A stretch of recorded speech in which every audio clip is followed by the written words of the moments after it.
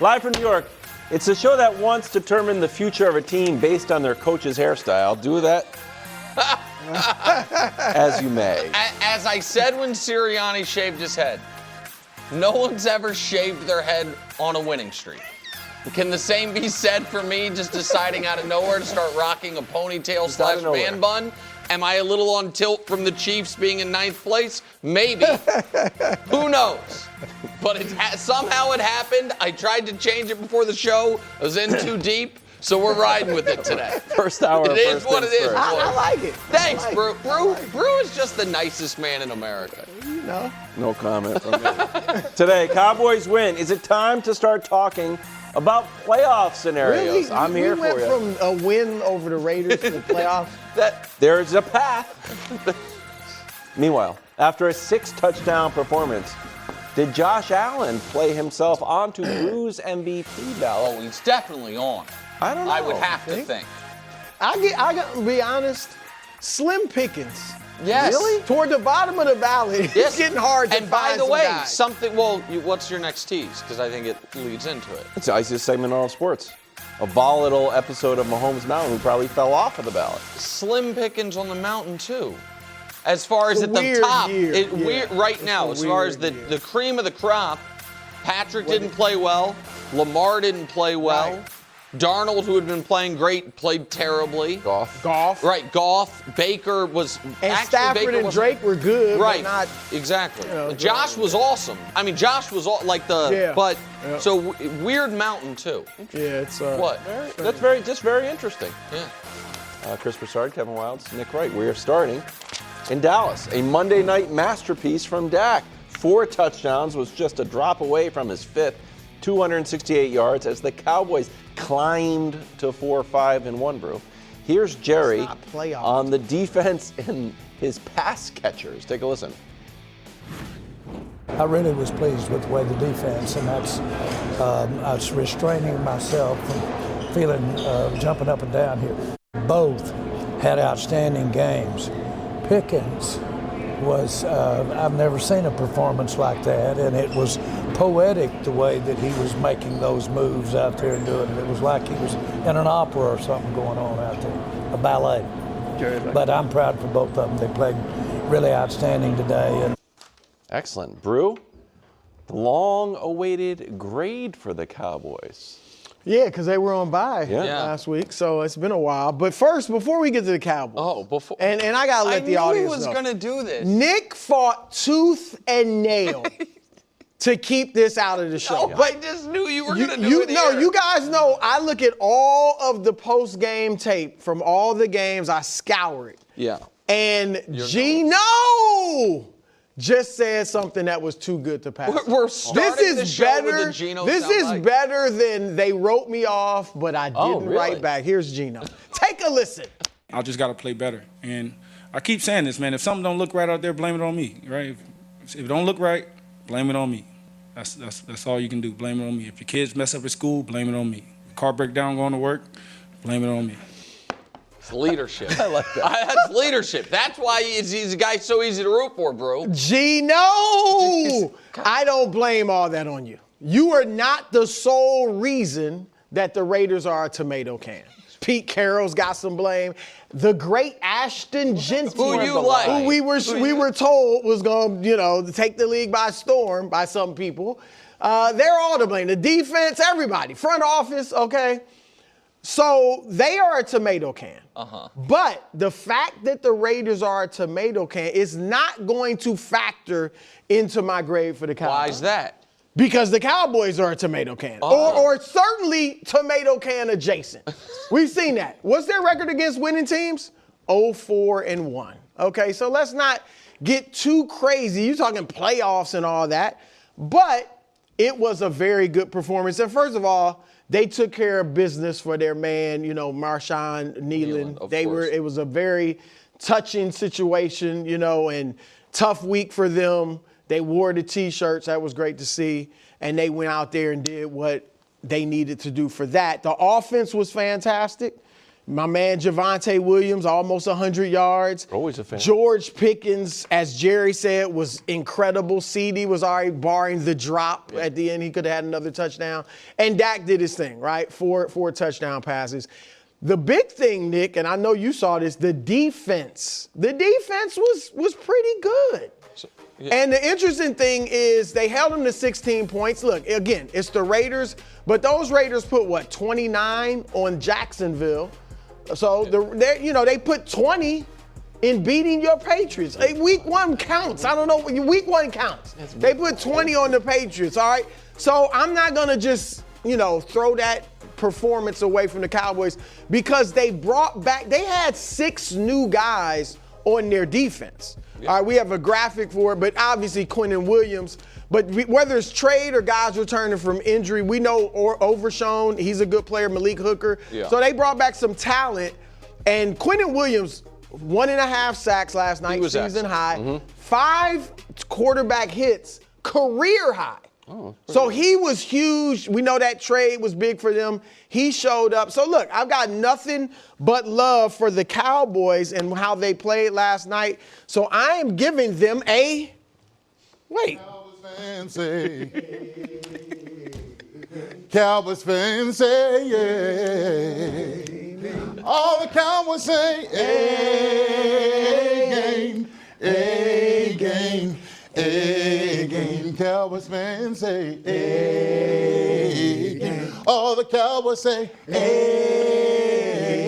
Jerry Jones say, A-game, A-game, A-game, A-game. A-game. All the Cowboys say. Excellent. Oh, excellent, fellas, as always. Excellent. Yeah, Excellent. great job. Just perfect. And great look, job. Consistently perfect. Yeah. Barring Wilds' comments about the Cowboys making the playoffs, they may fade soon, but we're going to find a way to get the Crooners onto another team somehow. Those guys are We got to phenomenal. keep using them. Keep bringing So, them. all right, they obviously deserve an A. I do want to talk about a potential overreaction to the Quinnen Williams trade, if I may, because he was great. And he is a really good player. There's no questioning that. Whether or not I would have made the trade, sidebar, he's now on the team. Because you spent a few minutes or a few moments talking about the Raiders, I would like to say something about the Raiders in relation to Quinnen Williams. I actually think and I obviously was wrong about the Raiders, how good they could be this year. Their biggest problem, I believe, has been the worst offensive line in the league. I think worse than what Justin Herbert's dealing with, worse than what Cam Ward's dealing with. I think it's the worst. And the only reason I'm mentioning that is the Cowboys' D tackles of Quinnen Williams and Kenny Clark looked like the Eagles' D tackles on Sunday night, utterly and thoroughly dominant. And I do think Quinnen Williams is an excellent player. I don't think they're going to have that level of impact week to week. I think that was a great first matchup for Quinnen Williams. If they were to have that type of impact week to week, then they could really go on a run. The team could.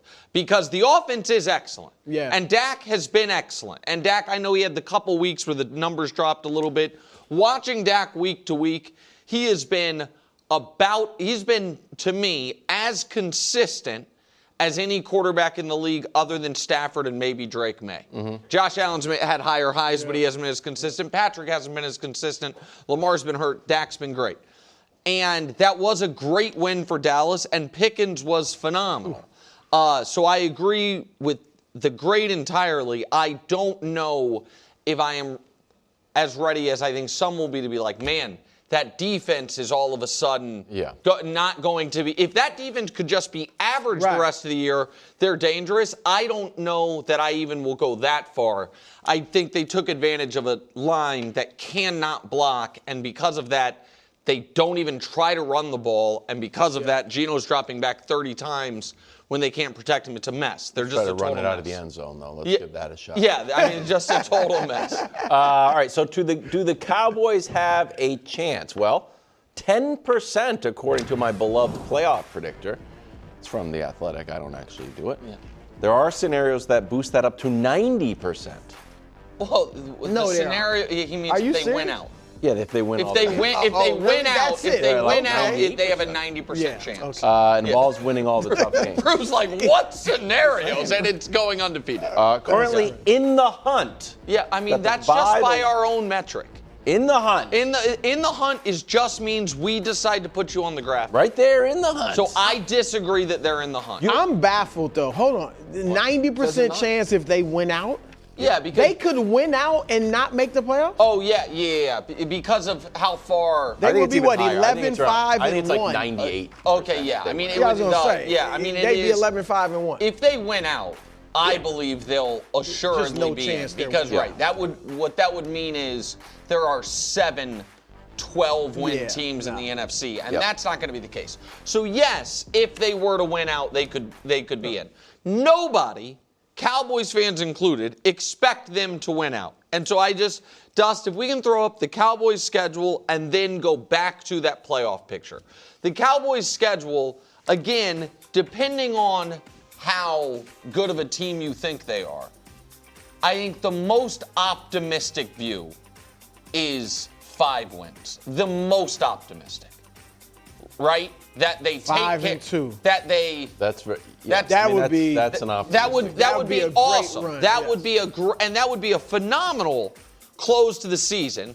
And 5 and 2 would put them at the weird 9, 7 and 1. Right? So they'd be better than all of the 9-win teams. They'd be worse than all the 10-win teams. And like oddly, when I'm playing with it, it's like the Lions game. The Lions and Vikings games are obviously huge. The Lions game is. Well, their 4 of their next 5 games, all those teams are also fighting for playoff position.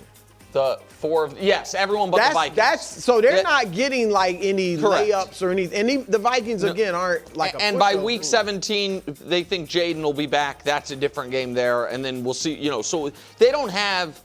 got tough Their schedules. easiest games are divisional games, which are never Right. easy games.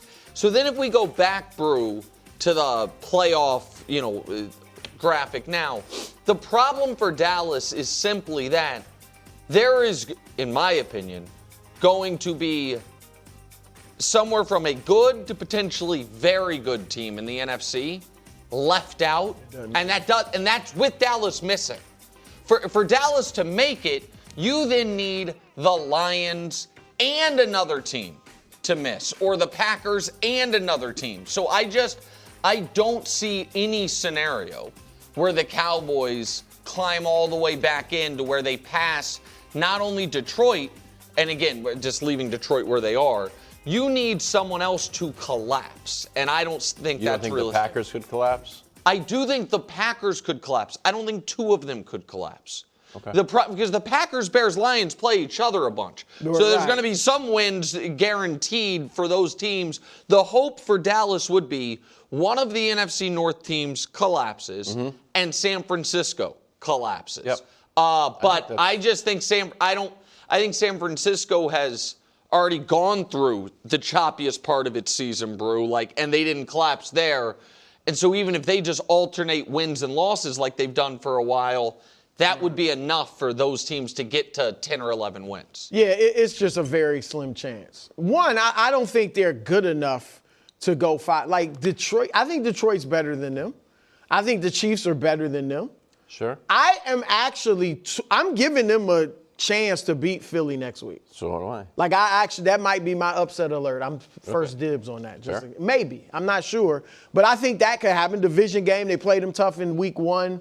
Eagles are due for a lot. Like it could happen. But then even Chiefs so, Thanksgiving, that's a weird game. That's a short week on the road. That's tough. Yeah. If the Chiefs lose to the Colts, I mean, I can't imagine. They still won't throw in the towel. Like, there'd be no reason to give up at that point. So they're going to be on high alert. So I just think that schedule you showed it. That's, to me, the biggest obstacle. Because even if their defense has become solid, they're not beating all those teams. So I just think that it's a very slim chance. You think they could do something, KW? I want to. when I was watching the game last night, I'm like, I want this team in the playoffs. So let me try to find It's a a great rationale to get them in. I was like, oh, no Lane Johnson. This line looks good. The Eagles are due for a loss and aren't scoring a ton of points. That's a win. Kansas City on the ropes. Maybe that's a win. Lions are kind of up and down now. Maybe that's a win. And all of a sudden I started to talk myself. The Cowboys have been more inconsistent than any of these teams. That's the thing. We haven't seen anything from them to make us think they can go on a run. Well, Like they beat. No, they but offensively, a few weeks ago. Well, the offense is great, but I mean, a few weeks ago we were like we've thought some of their wins, like, oh, okay, here they come, and then they play a good team and they lose. I think that if they go 6-1, I believe they will be in.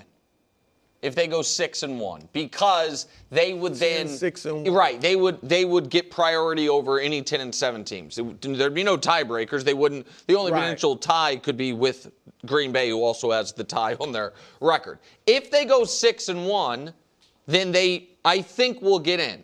So my answer is I'm not giving them any chance of going 6-1. Right. Yeah. I think that the schedule's too tough, and I don't believe that defense that we saw last night is going to perform at that level the rest of the year. If I thought they were going to have the 16th best defense in football, then I would think, you know what, you can get hot because on any given night you have a top 5 offense.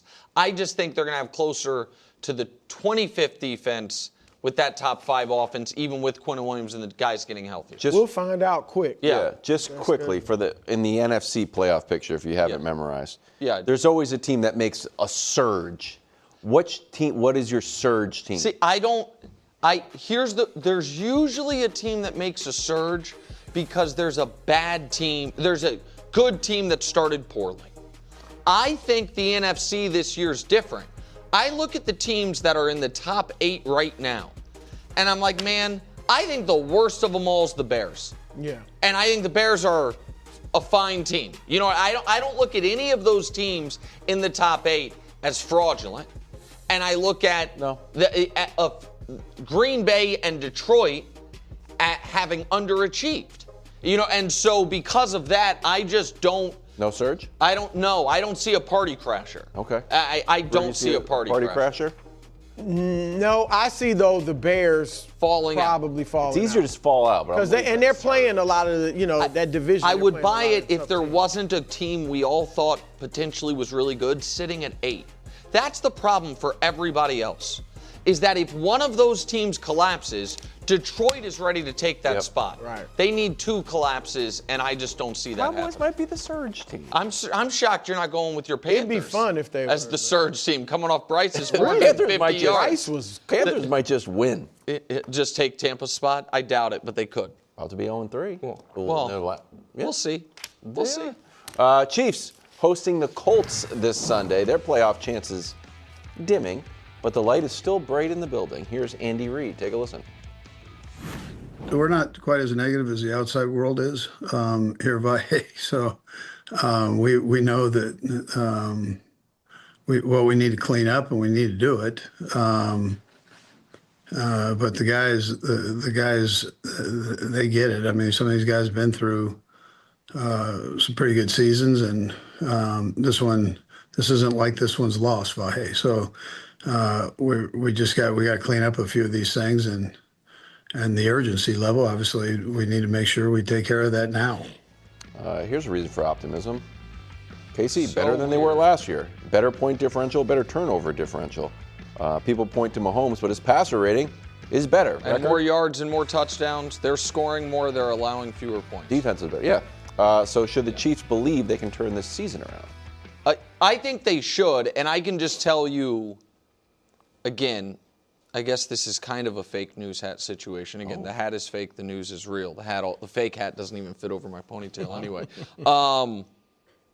In the building, they think this team should be, and in some ways is, better than last year's. That they are, last year that they had fundamental issues that they were constantly trying to, like, a leak in the boat that they were trying to fix, in that They did not have a left tackle all year long, and the receiving core was just wildly injured. And so because of that, they were trying to, scotch tape things together. They don't feel that way about this team at all. And I think that's also evidenced by the fact that, rightly or wrongly, they could have added Breece Hall. They were like, yeah, we'll do it for a fourth, but not a third. Like, they think that they do have enough. So, and I agree with them in that. So I do think that they should believe they'll turn it around. I also think there needs to be very honest conversations about why are we not making the winning plays in the winning moments? Why are we making the same special teams mistakes and penalties? Why defensively did Bo Nix and the Broncos know what blitz was coming on the 3rd and 15? You know what I mean? What are the things we need to do? And they have 3 first ballot, no doubt Hall of Famers playing. Right.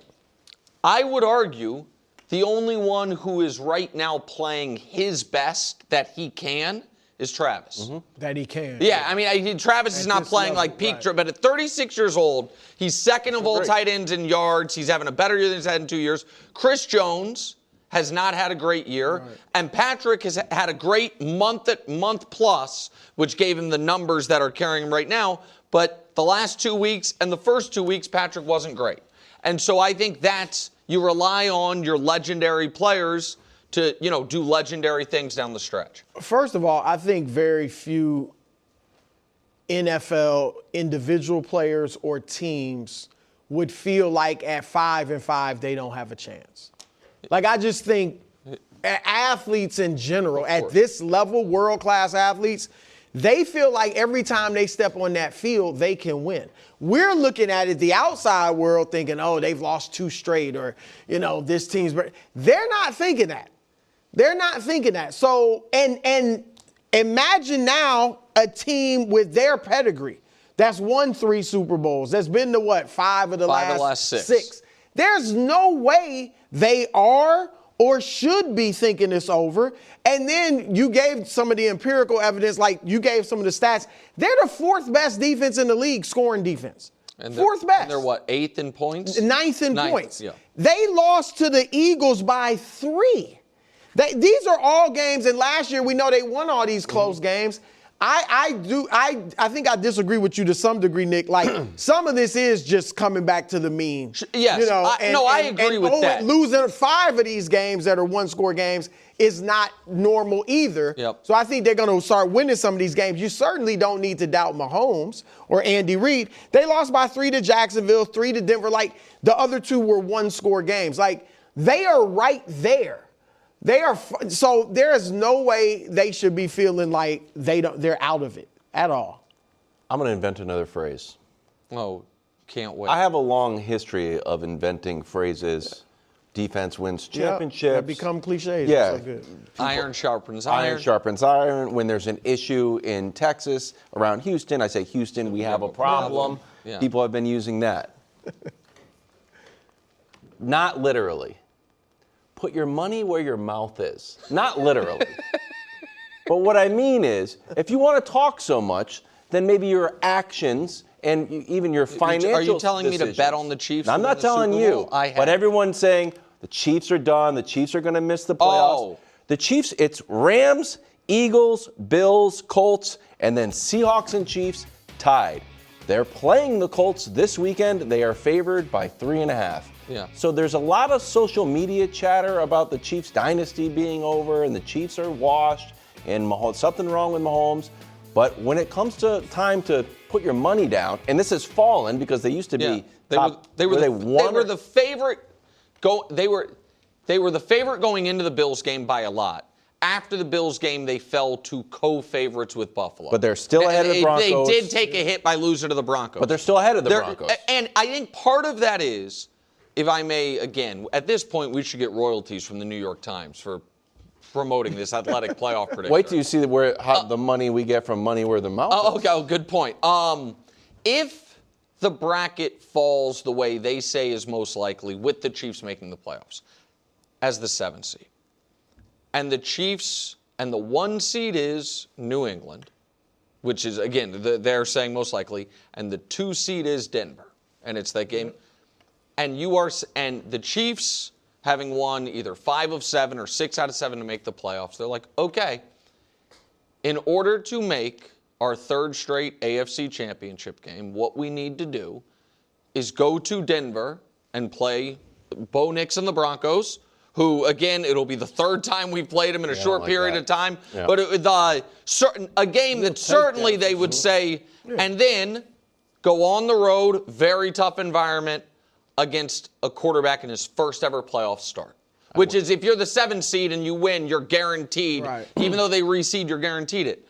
I think the Chiefs would say, all things considered, we'll take our chances with that. Oh, yeah. And then, you know what I mean? And so I think part of the Chiefs, what is helping the Chiefs in this is, oddly, because of the seasons Baltimore and Buffalo are having, and because of how bad, but Baltimore's path is a division championship, and Buffalo's path appears to be a wild card, they likely are going to be in the harder part of the playoff bracket. That's a bunch of unproven teams. Yeah. The top seeds, Patriots, Broncos, Colts, and I feel like people like Kansas City. If they get there, their chances in those I think spots. It would be any of the teams. Obviously, the Chiefs aren't looking at Baltimore or Buffalo like, correct. Wow, even if they were having great years. Yeah.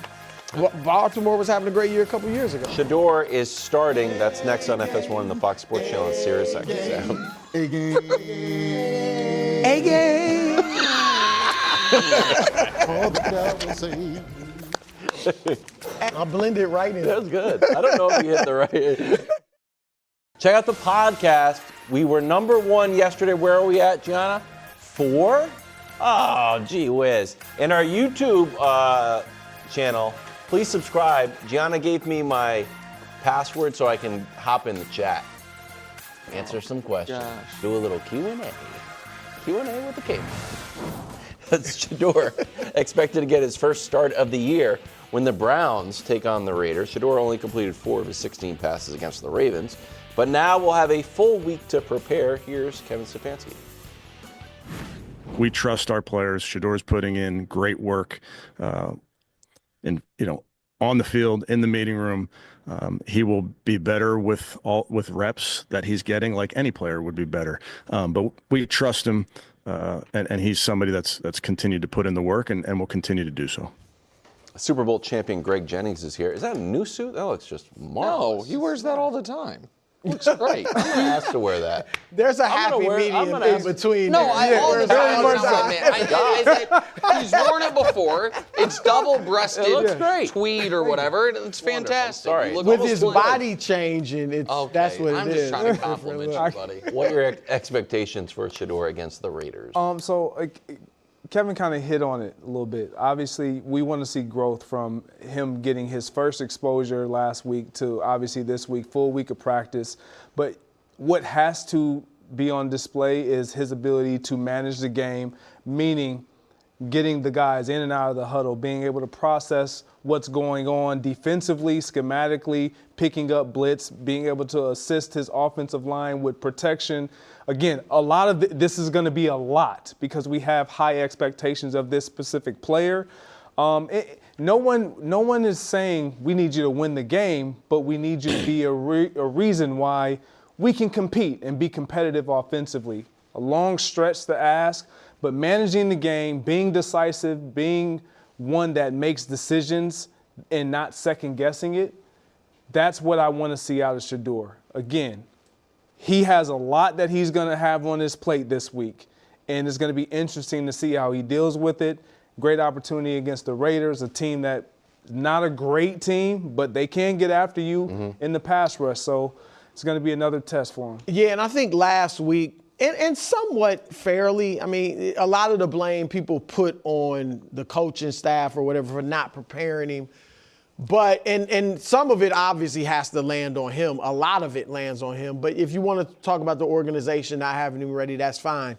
That excuse is not there this week. Like, he's going to have a whole week They're going to do a game plan that fits his style of play. He's going to have a week with the starters, and getting used to his cadence and all of that stuff. I'm not saying he's going to be sensational because we've seen really good players just struggle maybe their whole rookie season. Yeah. Cam Ward hasn't been good this season. Doesn't mean he's not going to be a good player. So, in addition to what you said, and this is hard because this is instinct, but running backwards out of the pocket, don't do that. He's got to try to stop that, getting rid of the ball quicker, not holding it as long. Now, again, those are his instincts, but he's got to overcome those things, kind of like Caleb. Yes. Now, it took Caleb, a year plus maybe? Yeah. So it's not quick. But Shedeur's in a situation.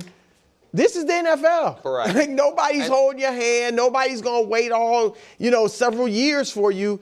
Maybe he's been treated unfairly. Maybe he hasn't. Maybe people have underestimated him. Maybe they haven't. Maybe they've just rightly observed him. Whatever the case, he has to go out there and show something. Doesn't have to be a 3-touchdown game, but show something where you're like, okay, we see it. This kid can be good one day. And listen, I understand there is a lot of, in my opinion, nonsense chatter, but chatter all the same about the Browns essentially setting him up to fail. Okay. I don't believe that to be true. Even if you do, you must still reconcile that the entire league passed on him 3 or 4 times. Mm-hmm. He was available for the Browns pick in the 5th round, which means, again, CU Buffs 5634 on Twitter. I get it. He was awesome at Colorado, and you're a Prime fan. But the league let us know what they thought of him after Colorado. It is on the board that this game Sunday is the only chance he has this season to put on game film. You know what I mean? It's on the board. Like he plays poorly or well or mediocre, and then Gabriel's back from a concussion, and Stefanski rolls with Dylan Gabriel the rest of the year. So I say all that to say this. This is the most important game of Shedeur's life. Maybe it shouldn't be. Maybe it's not fair. But it absolutely is. There was no point in high school when he could lose his job or not get another chance at Jackson State or at Colorado.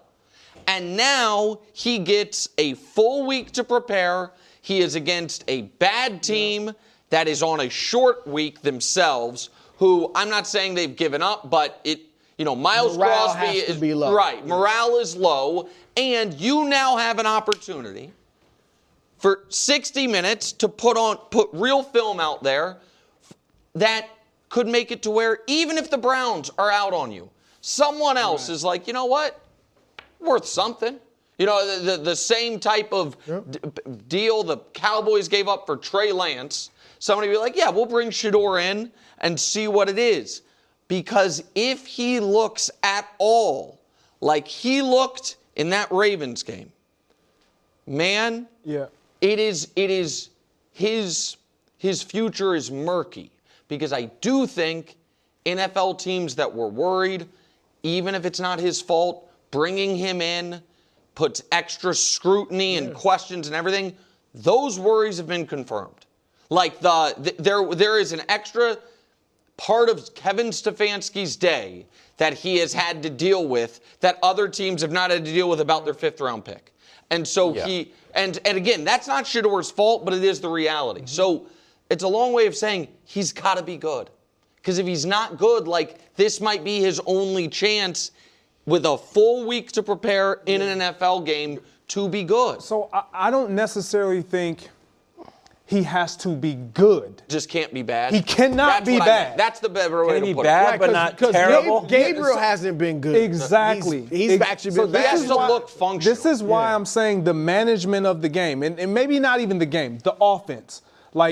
Can you make decisions, decisive decisions that even if you want to revert to your instincts, you are disciplined enough to not do that when you don't have to. I'm not saying don't be a robot. I'm not saying be a robot. I can't stand those type of players. I can't stand the guy that only does what the coaches say and they forget who they are to the core. So be that. Know that that's there.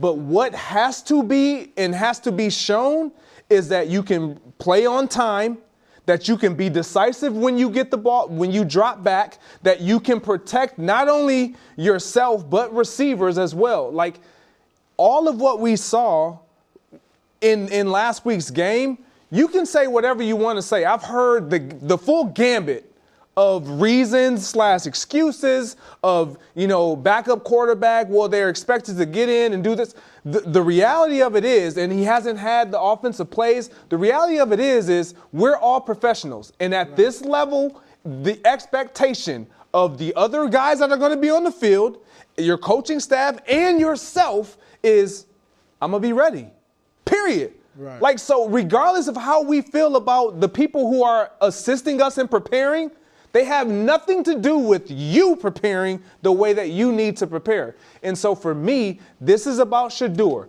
When you get into this building every day this week, you put forth your best effort. And I'm certain he will do these things, and he has the ability to. But this is not Colorado. And I think we lose sight of that because of who he is and what he's meant, like in obviously prime.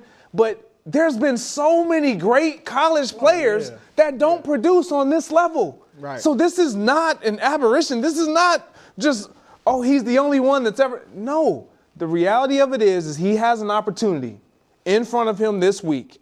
And if he makes good on it, not meaning he has to go out there and throw for 250 plus or 2 touchdowns, no interceptions. This looks like a regular young quarterback. It needs to look like, okay, he can run an offense. He's a guy that we can put in and actually say, here, man, run my offense. But what is that? So I'm confused. What does that look like? That, like 185 and completes 60%. Like Cam Ward has a very long leash. He can be bad the whole year. He can. Drake May was, numbers-wise, was bad the whole year with a few pops of lightning. That's the benefit of being a top 5 pick. But you hear what you're saying. Even with Cam Ward, even some of the throws that he's made, and he has not been great. No, and he's running around doing weird stuff too. But we've seen things that are like, man, that arm strength. And they have a real investment in him. Exactly. When you're the number 1 overall pick, you have an extended leash that others don't have. Drake May, you being a fan of Drake May, you were willing to take the year and see, okay, when he does get in, do I see glimmers? Do I see something that gives me hope as a fan, from your perspective, of I think we got something. It just seems like it's hard, man. He played half a game against the Ravens. Yeah. Now you got 5 days. Like, you know how many? You better be. Wow, do you know how many 5th-round guys would love to have an opportunity to just jump in and start? Right. Most don't ever get that. Yeah. He did, look, he threw it downfield. Even after the mistakes, the interceptions, a lot of misses, he did show the confidence to continue throwing it downfield. Absolutely. And throwing it like downfield a lot more than Gabriel. Gabriel's just dinking and dunking all day. So we'll see. He's got an opportunity. Okay. Brock returned triumphantly against the Cardinals. 3 touchdowns, 133 passer rating. 49ers put up 31 points. Here's CMC and George Kittle. He was vintage Brock. Yeah, I mean, and that's a huge compliment. He was poised, made some great plays, made some huge 3rd down throws, kept us in the game, was smart the whole game. I think I've only said this about 2 quarterbacks. Like, Brock's presence in the huddle is just so elite. He plays the game with this joy that's so infectious, and it's just so much fun to play football with him. And, especially 5 plays into the game, he hits me 30 yards down the field on a perfect pass. Like, he was definitely feeling it. I think he's got the confidence. He's got his swagger. Okay. George Kittle is a great guy. He is. He's a great guy. Did Purdy put any QB controversy to? For the record, Mac Jones was also cheering on Brock Purdy. Hold on. You're the vibes guy. Yeah. How'd those vibes look? It looked great. It looked great. Brou, I think everybody won in this scenario. Mac Jones proves that he's a great quarterback. Well, hold on. Great quarterback? Looks like it to me. Run the numbers. Run the numbers. Is he bottom 15 in a lot of stuff? Not great. It's fluid. Great is a little far. Solid. How about solid? What he did to me is show he deserves a shot somewhere. Like he win. earned a shot to start somewhere. And it might not be for 2 years. Like Nick brought up a good point last week. If you're the Niners, even if Brock plays the rest of the year, looks good, you might want to keep Mac because of Brock's injury history. Now, Brock would want him out of there, but I think it's. I mean, that's human nature, to be honest. You probably would. But what's the question? Because this is really about you. You were the one, pounding the table, saying Mac Jones is better than Brock Purdy. Stay out of the Niners. All I said was played the best quarterback. Okay. That's it. Okay. Like, well, when you look at his contract, it's like Nick's haircut. It's gotta happen. All right, look, I'm going to give you the most oranges to oranges comparison possible. Great. We always get oranges to apples, and there's a little something different here or there. This right here is oranges to oranges. Both of them this season against the Arizona Cardinals. With Purdy, they put up 41. With Mac, they put up 16. Purdy's passer rating, 60 points, 50 points better. Completion percentage, 3 touchdowns, 1-1 for Mac. That's nice for a backup. Yards per attempt. But, I mean, everything. Well, the pass yards, not quite. Yeah, Mac threw for more yards. That's it. I mean, I think this was his first game ever with the team, right? Yeah. No. Yeah. Oh, so what? I mean, he played Purdy, 2 games, right? And then he got hurt, and then I think he came in, and then week 4, Brock was back and played. Mac had a whole week to prepare, like Shedeur. Game plan based on him. So. I mean, and this is Purdy was the coming. Passing yards are out Purdy was coming. I guess Here's the thing Purdy has shown. It's oranges to oranges because of who they played and the stats are there. But the guys who played in this game, McCaffrey was in both. Where was Kittle? Kittle was out one, but Pearsall Which one was Kittle out? Don't just say he was out one. He was out for Max. We clearly so what? He's got the job. Was Kittle going to put up 25 points? He's got the job. Here's the one thing. I'm pro Brock. I don't know how I got on the side of it. For the last month, you have been ready to send him packing. No, don't act like now I'm pro meritocracy. That's all I want. I said, start the better quarterback. Okay. If Brock Purdy is better than Mac Jones, start him. That's fine. But trying to get him in there because of his contract, I thought that was terrible. We agree, and we've said we're not just going to base it on contract. But that is just the fact of the matter is he's got the contract, he's going to play. Yes, but I'm rooting for Brock. The one thing that Purdy does have over Mac, and maybe Mac will even the score later on in his career, but like Darnold, Daniel Jones, we're wondering what will even Dak and Jared Goff to some degree in the playoffs. Like, I'm not saying Purdy's been Mahomes in the playoffs, but he has shown that poise. First playoff game, throws for 300 yards in a win, then leads game-winning drives in the playoffs. Too big for him. Right, and in the Super Bowl, he played, well enough. And so even this game, there was pressure on him because Mac did play well. The Cardinals? No, but Mac was playing well. No, yeah. I'm just saying he has the poise where he doesn't let the moment scare him. So happy. We don't know if Mac has it. I'm so happy. After 2 years of me having to carry the Brock Purdy argument torch with Brou, Kevin Wilde's now. My watch has ended. In the break. I'll see you in Valhalla, brother. We're not talking about it. Jacoby Brissett threw for 452 yards against the 49ers. Yeah? Something. Kyler Murray started against Purdy. Dak had 4 touchdowns last night, keeping the Cowboys season afloat, but I assume, Brou, he's on the outside looking in for this edition of Brou's Ballot. 4-5-1 doesn't get you in. Sure. Sorry, Dak. We're having a good season, though. I told Nick in the break, I think he's going to think this is the perfect Brou's Ballot. Oh, okay. Wow. He's going to love this. Get out of town. Look, this is ridiculous. No. This is ridiculous. No. 4-5-1 doesn't get you in. As a quarterback. As a quarterback. Quarterback's responsible for the record. These are the most empty statistics in the NFL. Empty? This is ridiculous. He is on pace to break the sack record that has stood for 24 years. Congratulations. 15 sacks, He's on pace for 25 and a half. Pace for 1,000. He would break it in 16 games right now. Can I have a quick? You and I are not. Can I quickly get mad about this? Yes. This is the rare. I'm still mad at Myles Garrett on his behalf. Because he didn't leave. Because he wanted. Because he said he wrote that letter, said I've always wanted to win a championship, and I'm like, yes. And this is real. It sounds like I'm making fun of Myles Garrett, but I am not. I want to see great players play on great stages, and it feels like, get your money, so be it.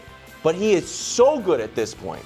And watching the Patriots, like, congratulations on your 5.5 sacks. You lost by 20 plus. It feels like all of his effort is so divorced from winning that we are wasting the prime of a legendary player. That's why it gets my goat. I'm actually a Myles Garrett fan, but this is also absurd. He couldn't turn down that money. There's such a thing called life too. Winning teams have money too. Yeah, I mean the thing is, Brou, it's not like he would have gotten a ton of money elsewhere as well. Maybe not quite as much. I like all of it. They will either trade him in the future or they'll get. Well, the Browns haven't been good for a long time, but maybe they'll turn it around. But anyway, this is ridiculous. This is not ridiculous. MVP Myles of what? Garrett, he leads the league. What's valuable? He leads the league in tackles for loss with 22. Here's how big that is. Only 7 guys in the league have double-digit tackles for loss. He's unbelievable. He's number 1 by 5, and he's played one fewer game than second place. You guys, you just have me out on an island? No, you're I'm not just trying to let Brou go through his thing. You've We're done not gonna enough, have time. but this is, yeah. The pickings are slim. Who am I putting in there? Dak? Jonathan Taylor better be on here. We'll see. Number 4, Josh Allen. He's back in. Yeah. 28 touchdowns, leads the league. We saw him. That's 3 run, 3 pass. First to do it since he did it last time, and they're the only 2 ever to do it since the great autograph. Yeah, autograph. Number 3, your guy, Wild. Thank you. Jonathan Taylor. All right, not on pace to break the record anymore. On pace over 29 touchdowns, 31 LaDainian Tomlinson. Number 2, your guy, Wild. Thank you. And number 1, everybody's All-American. Not the perfect He's still balance. ahead. I want to hear what Nick said. I mean, I totally agree with 1 through 3. I think Josh Allen's got a very legitimate case for 4. I would have a hard time. I said a few weeks ago that I wouldn't put Patrick on because they were 4-4, or what, I don't even remember what they're right. I think it was 4-4. So I'm going to have a hard time putting Myles Garrett. I don't think quarterbacks are a little different. I agree they're different. I just don't think you can be on a 2-win team and be in the MVP race. It's just a who's hot list. Greg? I want to know who should be 5 because it is. Did you fall out of love with JSN? No.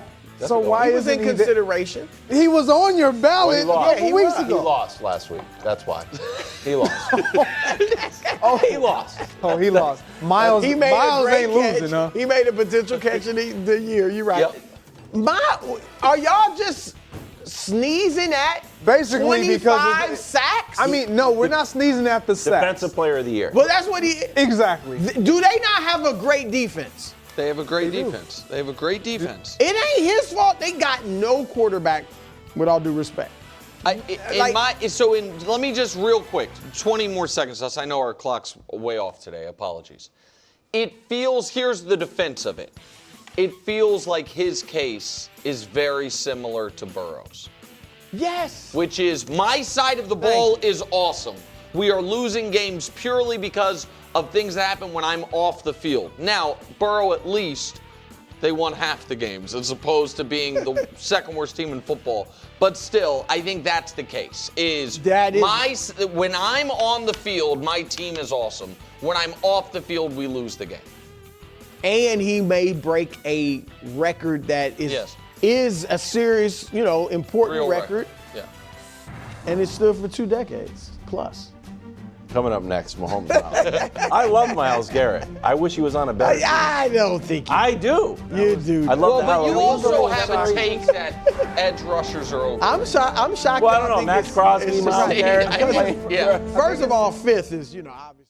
Live from New York, it's the show that just wants Myles Garrett on the Patriots, okay? Yeah. There you go. All right. But you also, this got eaten up in the commercial break.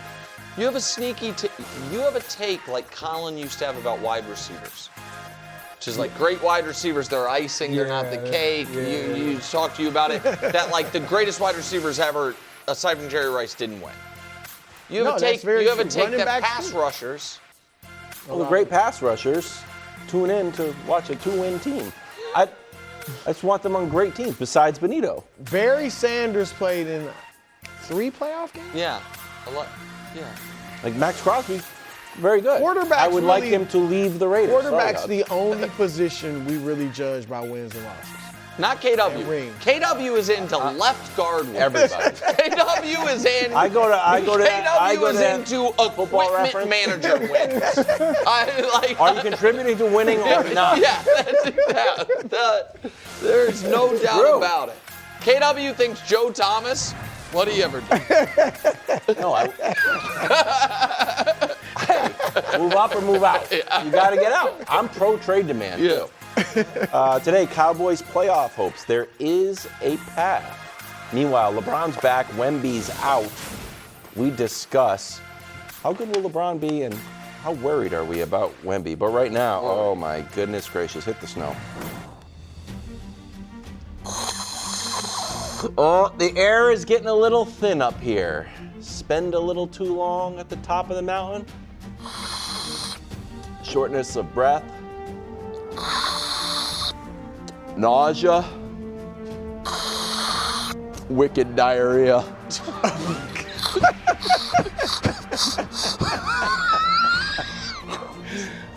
Sorry. Start making bad decisions up at the top of the mountain, throwing pick sixes. Eventually need to drop down a few levels, let someone else get a shot, you know? Matthew Mountain, May Mountain, let's find out on this week's edition of Mahomes Mountain. Wow. Show's been around for 8 years. Wow. I think that's our first scatological humor in the show's history. Not what's humorous. Good point. You go up to the mountain up there? Holy cow. The body is not built to be up that high. KW is I'm just telling crying you. from his own joke. The body is. I get it. We're done. We're done. I never thought I'd want the AI intros back. I might want them back. Here's another thing I would like back. More competent quarterback play. Because as you can see, some of it's injury related, some of it's young quarterback, some of it's bad quarterback. But here's the situation, guys. Like, show me who's off the mountain. That's too many guys. It's a lot of guys. Wow. So Burrow, Kyler, Jaden, Pinnock, Stroud, Dart, all off for injury. Fields has been benched, I guess. Tyrod Taylor's taking his spot. They're not on. J.J. McCarthy. Greg, we got a problem up there. I'm telling you right now, we got a problem up there. A little bit. Dylan Gabriel and Shedeur, you're both off. Marcus Mariota, Mike McDaniel tried his best to give Washington that game early Sunday morning in Spain. Mariota give it back. And Brou, you can go ahead and say it. Gino! Yeah. Gino sadly couldn't get back on the mountain. So, quick primer this week. You can see a lot of red, not a lot of green. It will make sense once we get near the top of the mountain. Bottom row, old guys dropping. Flacco and Rodgers. Yeah. Tua dropping because I watched the game. I also watched the post-game press conference. Guys, Stephen Ross, I think you're a good man. You've done good things in the community. You've also been very successful in business. Maybe consider just paying Tua's fines for him and letting him skip the media from here on out. Just an idea. Jacoby Brissett, that record might last forever. Yeah. Jacoby Brissett might even 47 completions in one game. Norm Van Brocklin didn't do that. Nobody's ever done it. It's going to last. Jameis, it just felt nice to have him back. I thought he was all right. Yeah, he was all right. It wasn't terrible. Davis Mills is going to get a start again. It was fine. Tyler Shuck had the week off, which is probably good for his ability to keep a spot on the mountain. Sixth row, what a row. I mean, this is just a bunch of show favorites. It's Greg's guy, Daniel Jones, my guy, Caleb, Bru's guy's Purdy, my guy, the Prince, Wilds' guy, Bo Nix, and Wilds' guy, Bryce Young. I like Bo Nix feels like your type of guy. Why? Quarterback wins. Why? Quarterback wins. There you go. I'm not a Bo Nix guy. Well, somebody's got to be. I'll take it. You want him? All right, I mean, thank you. I'll take it. Okay, Brou, you can have him. That's He just fine. wants something to be proud of. But Purdy played awesome. Trevor didn't make any terrible mistakes in the team, and they won. Bo Nix played great. I thought it was, given the circumstance, the best game of his career. And Bryce threw for like 450. Right. And they are in the mix. They're at the very least They in are the mix. interesting, yeah. So here's where the red comes, and it's because we have an entire row vacant coming up. So row 5. Wow. I didn't want to drop. I thought Baker played well, and I think Brou would maybe agree. But again, a lot of people had to drop this week. Baker drops, even though he's not the reason they lost. The Jalen Hurts stuff is just weird. The offense is non-functional. They always win. I don't know what anonymous reports to believe or not believe, but the offense in Philadelphia is a problem right now that's being bailed out by the defense. Jared Goff, little cold weather, little wind, little hands, don't mix. Justin Herbert, contrary to what Danny Parkins would tell you, who's doing all these fancy stuff, talking about a stat that's existed for 9 years and then calling it all of NFL history, using a 17-game span to say on pace to be the most ever. That Herbert, I understand it's never his fault. I get it. He had 80 yards. He had 80 yards, threw another pick. He has to drop. Jordan Love moves up. I thought he actually played well against the Giants. Not great, but played well. He moves up. So here's the deal with row 4. Patrick, Lamar, and Sam Darnold were all row 3. And go ahead and reveal row 3, guys. I made it vacant because it felt like Patrick, Lamar, and Darnold all should drop for their performances. Yeah. But if you look around, like, none of those guys really felt like it made sense to move them all the way up to row 3. But the Mountain tries to be fair. Patrick made an awful mistake in the red zone that might have cost him the game. Had the ball with a chance to either ice the game up 3 or win the game tied in the 4th and went 3 and out both times. He's got to drop. I thought that was one of the worst games Lamar's played in years. They won despite it, but he's got to drop it. And Sam Darnold, deer in the headlights mode, fully activated, 4 picks, big problem. Dak, on the other hand, played great. So he moves up. Again, these are some MVPs, good row. Row 3 vacant. So row 2, Josh Allen moves up in row 2, or up to row 2 because of the 6 touchdown performance. Drake May played on Thursday night, played well, but nobody could displace Matthew Stafford, who, while the numbers were pedestrian, avoided the critical mistake against what I believe might be the best defense in the entire NFL, Seattle. A Seattle team whose defense kept them in. And he, for my money, at the moment, has a stranglehold on the MVP race. We'll see if Drake or Josh or anyone below, Drake and Josh, can do anything about it. But for right now, it's Matt Stafford's to lose, and that is Mahomes Mountain, Greg Jennings. Yeah, I'm going to be honest. Before I talk about the guy that I want to talk about, the vacant row was very disappointing. A couple of reasons why. Because try to be fair. You try to be fair, but I was very disappointed with the quarterback play overall in Week 11. You agree with me? Yeah, I do to a certain extent. I think Dak's performance was good enough to move him up to where, you know what, he played so much better than what we saw out of the rest of the guys. He's deserving to be on that role, even if it was by himself. But my guy, Josh Allen, move him to the top of the mountain. Ahead of Stafford? Yes, and this is why I say this, because Matthew Stafford, you have an argument. I'm not saying that he's not worthy of being up there, but based on week-to-week performances and what we've needed quarterbacks to be. Josh Allen, we talked about this yesterday. If this is the version we get out of Josh Allen, look out. This is what they need from him. This is what the league wants. Josh Allen, full suit, put it on. The turnovers, all of it. We want to see it all because it provides that team the best opportunity to win, especially in the postseason. But the performance that he put on, 6 touchdowns to 2 interceptions in one game against the Tampa Bay Buccaneers, who've been playing well, slipped as of late. But against your guy, Baker, you have this team as the team that's going to represent the NFC. Like, for what Josh Allen has been able to do, he's deserving, based off of last week's performance, put him at the top of the mountain. So- Stafford, and last thing, Stafford, he was good, very pedestrian, but that win was a defensive win. He didn't make any mistakes, but that was a defensive win. He got away with one because his defense carried him. Josh does everything. So I think got away with one is maybe too harsh because he didn't make any big mistakes. He played didn't. a conservative brand, didn't make mistakes. It is, I'm going to go ahead and say, impossible to get to the top of the mountain 1 week removed from getting blown out by the Dolphins because you played poorly. In large part because you, not exclusively, but in large part because you played poorly. Like Josh was sensational on Sunday. There is no denying it. But we don't have to go back far. It's just one game before he was bad enough and the offense was bad enough that Brandon Beane was under assault for not doing more for him in the offseason or at the trade deadline. So it would have been just too precipitous a rise. Well, and this is why yesterday I said Josh is a blessing and a curse, because we blame him for last week's performance. Well, he was bad. What was his numbers? When they scored 13 points and he had 2 picks?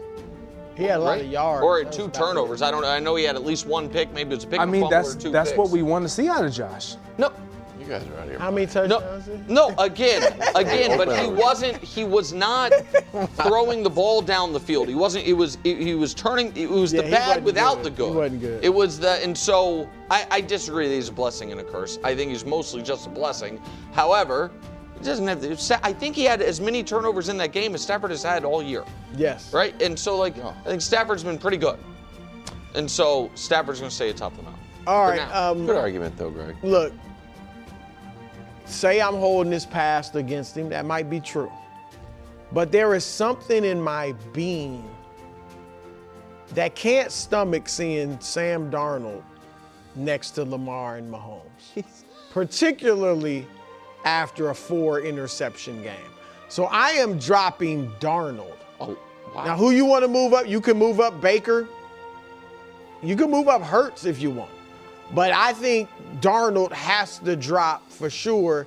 And here's why. We know it was a big game. He goes out there, no touchdowns, 4 picks. If he's just bad, they probably win that game. If he's just not horrendous, they win that game. And here's the problem. And yesterday I said, look, he's had a nice game against Tampa earlier in the year. But when you look at the facts, now you're on my side, Brou. I mean, winning teams losing or 500 or worse, 5-0 against the tomato cans and tomato can adjacent, 2-3 against winning teams. But look at the numbers, the drop. TD to interception is 8-7 against winning teams. But it was 8-3 going into that game.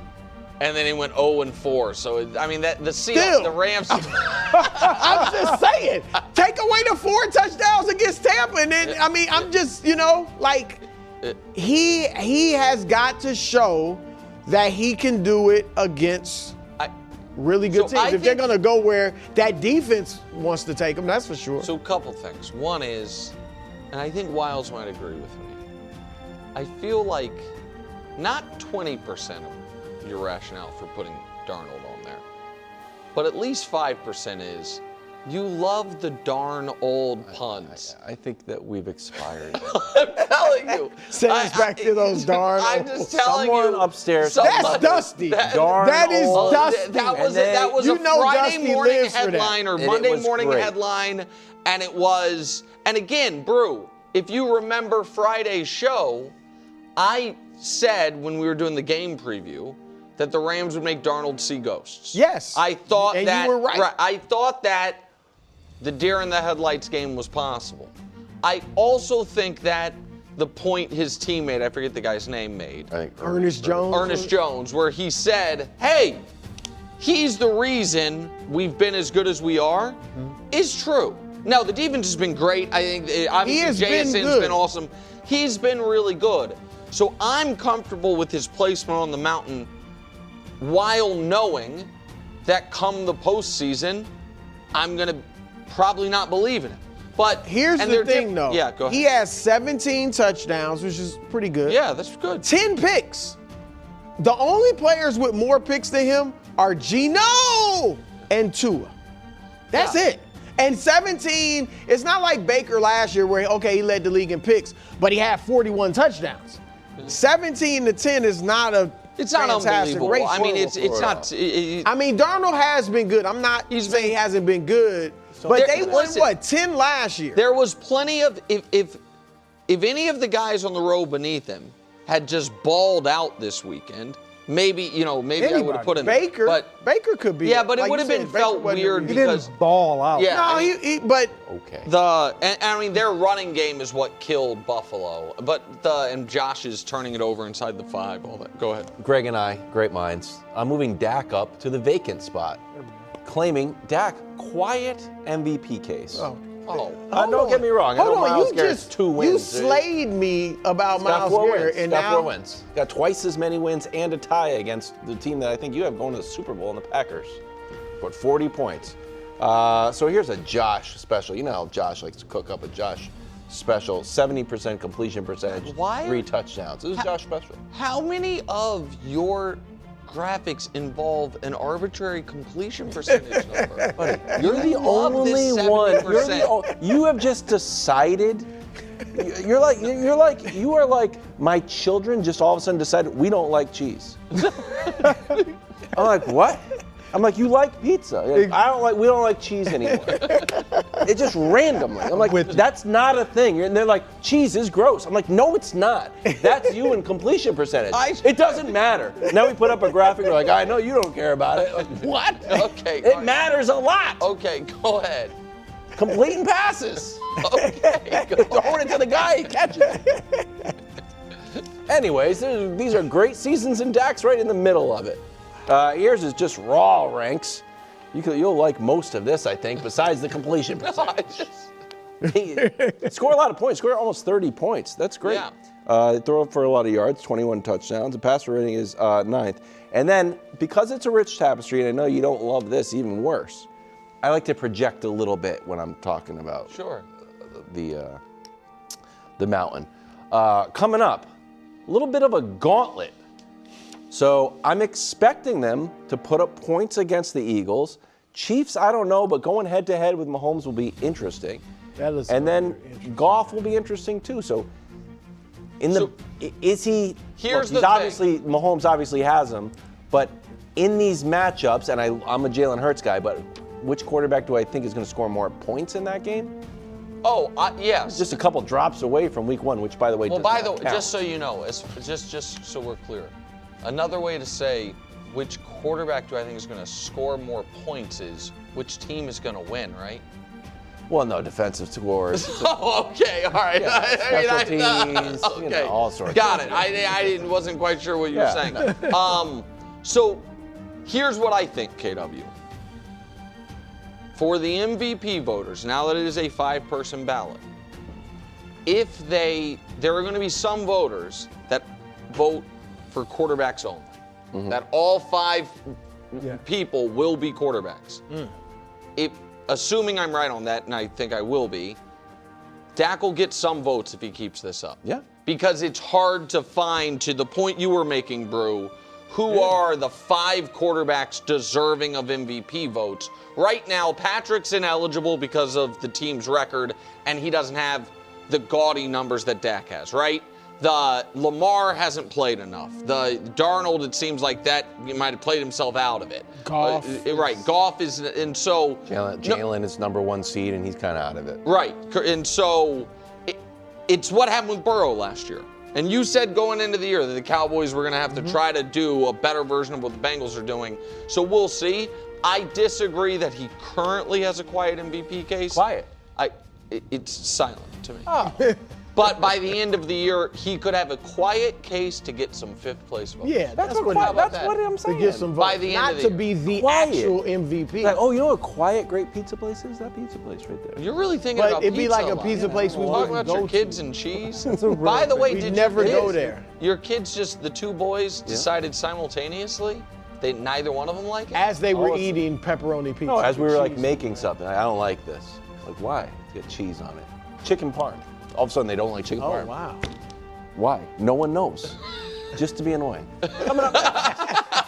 LeBron's back, but Wemby's out. We discuss. You're really lucky your wife doesn't watch this show. She'd be very annoyed with They just all of a sudden didn't like it. I think she was Spilling.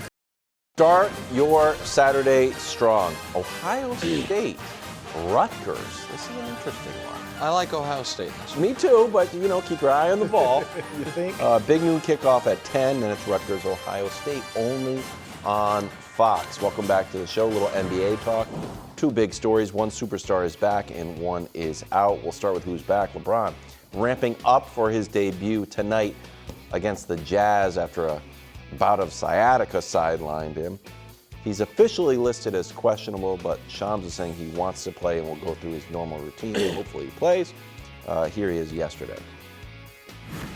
I'm a ball player. The best thing about me and the way I've built my game over my whole life and my coaches since I was in Little League, I've never had a position. It's not one team, one club in the world that I can't fit in and play for. I can do everything on the floor, so whatever this team needs me to do and more, I can do it when I'm back to myself. It's interesting. Lakers this season ranks. They're a good team, but first in field goal percentage, but everything else in the teens and 20s. And their point differential, if you care about it, is that of a 500 team. But they have a great record. So you can say, that's they've been clutch or they whatever it is. But the teams with them in the standings are beating teams by like 10, 11 points a game. Right. And the Lakers' point differential, it's like 2 points a game. So how dangerous do you think the Lakers are? Well, look, LeBron's told me that before about being able to play with anybody he could fit in, which I tend to agree with, but he doesn't do that. Like, he could fit in with a team if he is willing to play a certain way. And he showed us last year he's willing to defer to Luka. I think what the Lakers, like, him coming back, I'd love to see him focus on kind of interior play, rebounding, scoring inside. He could run pick and roll. You want to be like traditional power forward? To at least give it a try. Yeah. Him and Luka in a pick and roll, because Ayton doesn't like to roll as much as he should.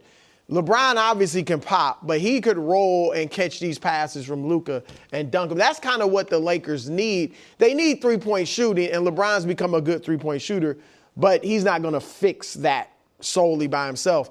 But what they are with LeBron, I think, is a second-tier Western Conference team, which contender. Like, the first tier is, we talked about it, OKC is 14-1 without their second-best player. They're winning by an average of 15.5 points. Last year, they set the record for point differential by winning by almost 13 points a game. They're about to obliterate that if this continues. Like, I don't think the Lakers with LeBron are better than them.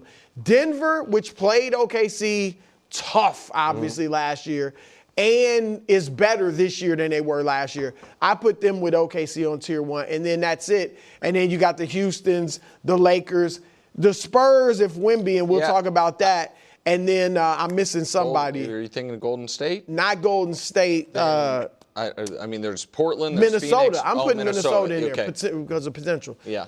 So I think the Lakers will be right there on that level. I expect LeBron, when he plays, to play well. The question is just, and this is it for all players, I can't say at this stage of their career because nobody's been there, but older players is, can you stay on the floor for the next 3 months straight? Mm-hmm. So I think that'll be the challenge, but I think he'll play well. And I want to know what you wrote down, because I saw, my guess is it's something interesting. But they said that their plan is, when LeBron's got his wind back, play him 35 minutes a game, which just is what it is. LeBron has been very clear that if he's going to play, he just wants to play. Right. Playing 28 minutes versus playing 35 minutes, he doesn't think has an impact because of all the work he does to get ready to play is the real strain. Does that make, the stuff he does? But nowadays, very few players are playing 35 I know. minutes. So, and I don't know if they will play him that. What I found what he said, I found two things interesting about our preamble. One is, and maybe it's because of sciatica, maybe he's just screwing around, but that shot is not, that's a different shot for him than LeBron has ever had. So I don't know, again, this is a small sample of if we roll this video, that's not how he has ever shot the ball. And so I don't know what that, again, he might just be screwing around. But we'll see when he plays. So that was noteworthy to me. And what he said was also noteworthy because I obviously agree with him, which is, and I understand Brou's point, which is he has not always done that, but he's always been able to do that. He is truly one of the only guys in the league that can truly play all 5 positions, certainly modern basketball where the center position is not, you don't have to be 7 feet tall and on the block the whole game. And I do think he has been wanting to cede on the court control to a guy for a decade. Or nearly a decade. He wanted it to be AD. AD wouldn't take it. And he gave it to Luka. Like people, some of my frustration with some of the commentary of, the Lakers are rolling, is LeBron come back going to screw it up? Is it acted as if we didn't see them play together last year. Now, I know the playoffs didn't go well, but that was not because, like, LeBron and Luka weren't, exactly right. Like what we saw when Kyrie and Luka the first week together and they were, like, playing hot potato with the ball about who's going to take the final shots. That's not what happened. The Lakers just weren't good enough. They weren't good enough defensively. They ran out of gas. So I do think their only chance of getting to that top tier, if they have one, is by having LeBron and having him look somewhat like he did last year. And now we'll see what a player in year 23 looks like, which we've never seen in professional basketball. One note, he's got very little margin for error to miss games without falling. He's not going to be all NBA eligible. Yeah, I wouldn't even. He would have to play in every game the rest of the way except for 3. So I think that is, if he plays amazing and he deserves a spot, but because he got this, sort of late start, I think it will be the first flaw in that rule. The 65-game thing? Yeah. It'll be the first one, like, okay, the Iron Man of the NBA just, like, only took 3 days off or 4 days off, and then he's not eligible. I mean, I'll feel that way, but what if we're going to talk about Wemby in a second. What if Wemby, misses 3 weeks with this calf strain, plays 62 games, is the best defensive player in the league by a mile, and can't win Defensive Player of the Year? It's not quite right. I don't understand the spirit of it, but I think it's going to be. Is that what you wrote down? Did you write down something? No, I've got something else. Okay. News out of San Antonio, Wemby will miss a few weeks with a calf strain. Spurs coach Mitch Johnson says it wasn't a specific play, Brou, but, quote, obviously we've seen around the league recently the calf tightness thing is not something you want to take lightly. That's why you founded Hobble Watch. Yeah, I'm always on high alert. Wemby's career, 129 games played, 48 games missed. Is this a big deal or no big deal?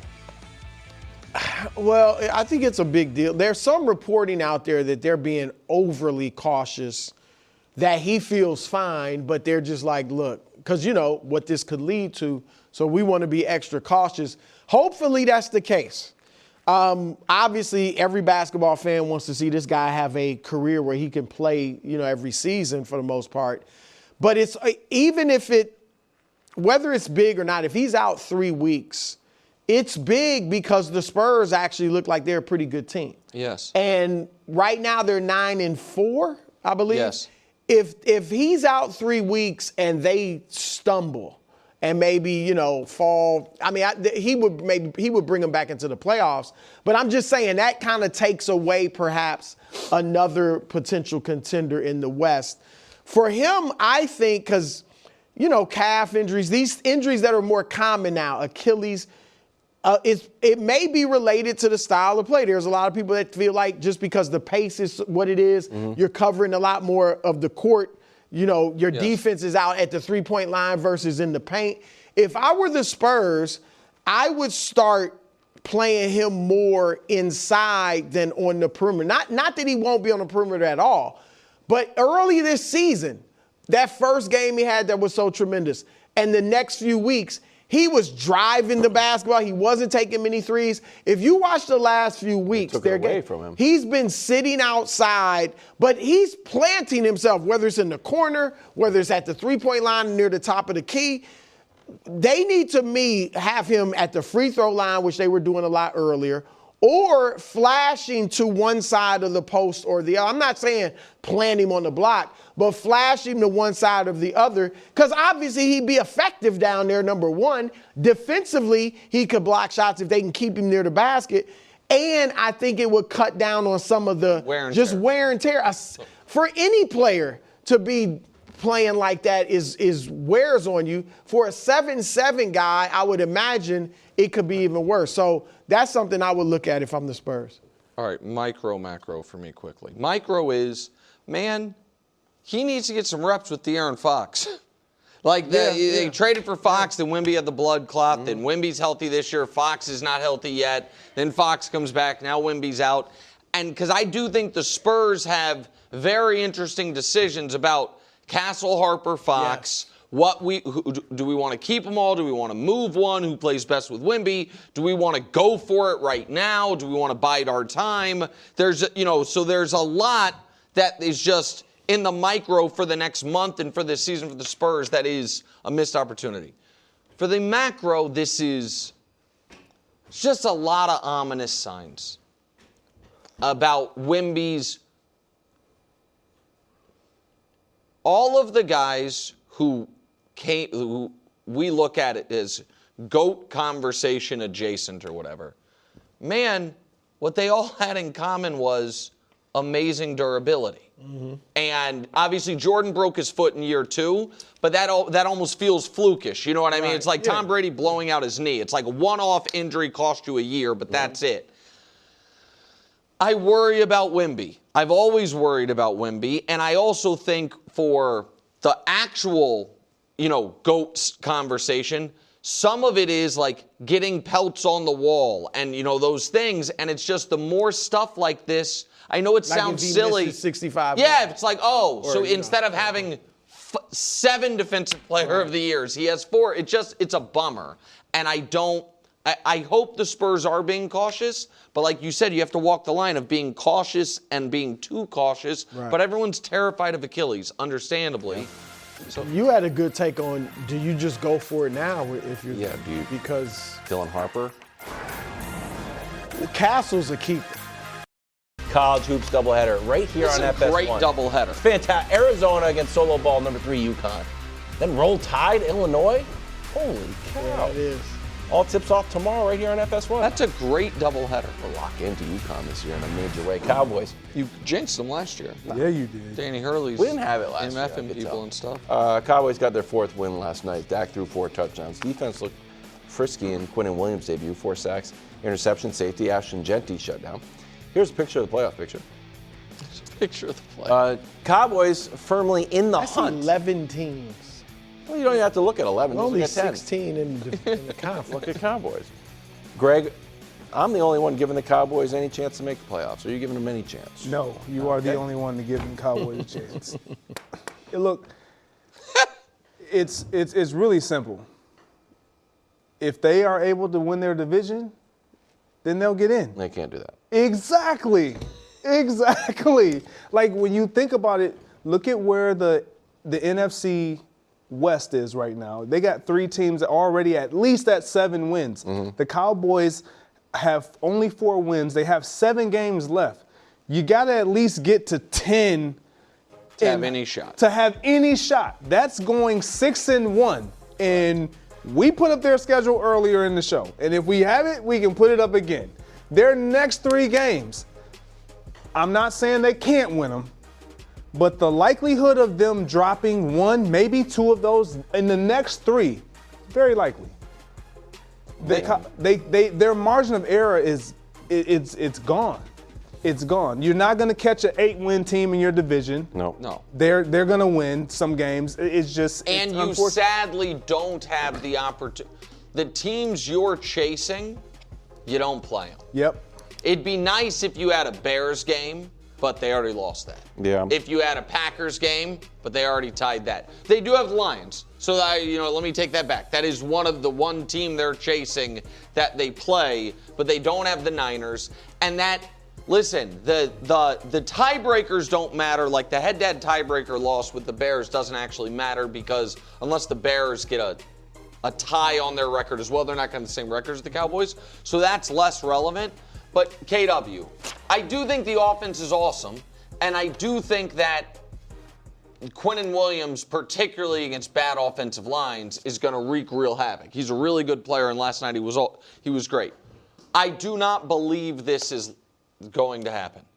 But the path would be the Eagles' offense is right now inept, and you put up, forget 30, 27, and that's enough. You win. We just saw the Lions' offensive line have some issues with Philly. Mm-hmm. You know what I mean? Quinnen Williams does something similar. You win that game. You, of course, lose to the Chiefs. And I just think the Chiefs, in all seriousness, of those three games on the road on a short week when the Chiefs are in dire straits is a very tough spot. Maybe they could win it, but if I'm giving them Philly and Detroit, and then you go into that Final Four and say we have to win out. Like, that would be the path. I don't think... You have to win 2. No, I'm saying after those, I'm saying you win 2 of your next 3. No, I know, but I'm saying then you have the to Giants is a win and the Commanders are a win, so you only really need to win. Okay, but I just, Brou, don't think they are good enough defensively to actually go on any type of winning streak. I think it's as simple as that. Like, you cannot be that bad defensively and string together 5 wins in a row, which is something they'd have to do. Yeah, look, the defense looked good last night. I don't think it's going to be a great defense this year. But even if it's solid, they just haven't. That schedule is what trips me up. Like, it's just too tough for them to win the amount of games that they really need to win. And look at the loss. They lost to the Cardinals, the Panthers, the Bears. Panthers are good. Yeah, that Cardinals loss was the that's a bad loss. Even though the Cardinals, they're a pretty tough team. You know, it's not an easy game. They lost to the Super Bowl champs, the Bears. Right, but what you're seeing, KW, the common thread is every time they play a playoff team, they lose. Right. Or they tie. And they got a bunch of playoff teams coming up, or teams fighting for the playoffs. Like, they haven't, and even the offense doesn't light up some of these good teams. They scored 20 against the Eagles. I get it was week 1. What did they score against the Bears? 21? 14. 14? The Bears aren't that their defense isn't very good. Every time they've played a team that's currently above 500, they've lost or tied. That's the problem. I'm trying. It'd be nice to have. They're a fun story. Yeah, they're a fun team. It'd be nice to have them, but play a fun style. They do. Yeah. They're fun to watch as well. And Pickens is playing out of his mind. Yeah, some think that Pickens is the better of the two. No, I was just thinking out, wondering. Is Pickens wondering, is he better than CD? Bro, a receiver like yourself thinking that makes me... His talent has always been top-notch. Yeah, I mean, I'm not saying he is. I'm just saying, I'm wondering. Live from New York. It's a show that's calling out Danny having gray hair. Wow. Whoa! That was supposed to be private. Whoa! You can't really... You got this nice haircut. And far be it for me to talk about anyone's hair right now. Gray hair. I have a lot in my beard, but not in my hair for some reason. Wow. You have a 3-year-old and a 5-year-old, and you work with this guy every day. It ages you quick. It's like a presidential term. Wilds is in the exact same. Well, I guess he has gray hair too. I think you should have gray hair. Yeah, like Anderson Cooper, dude.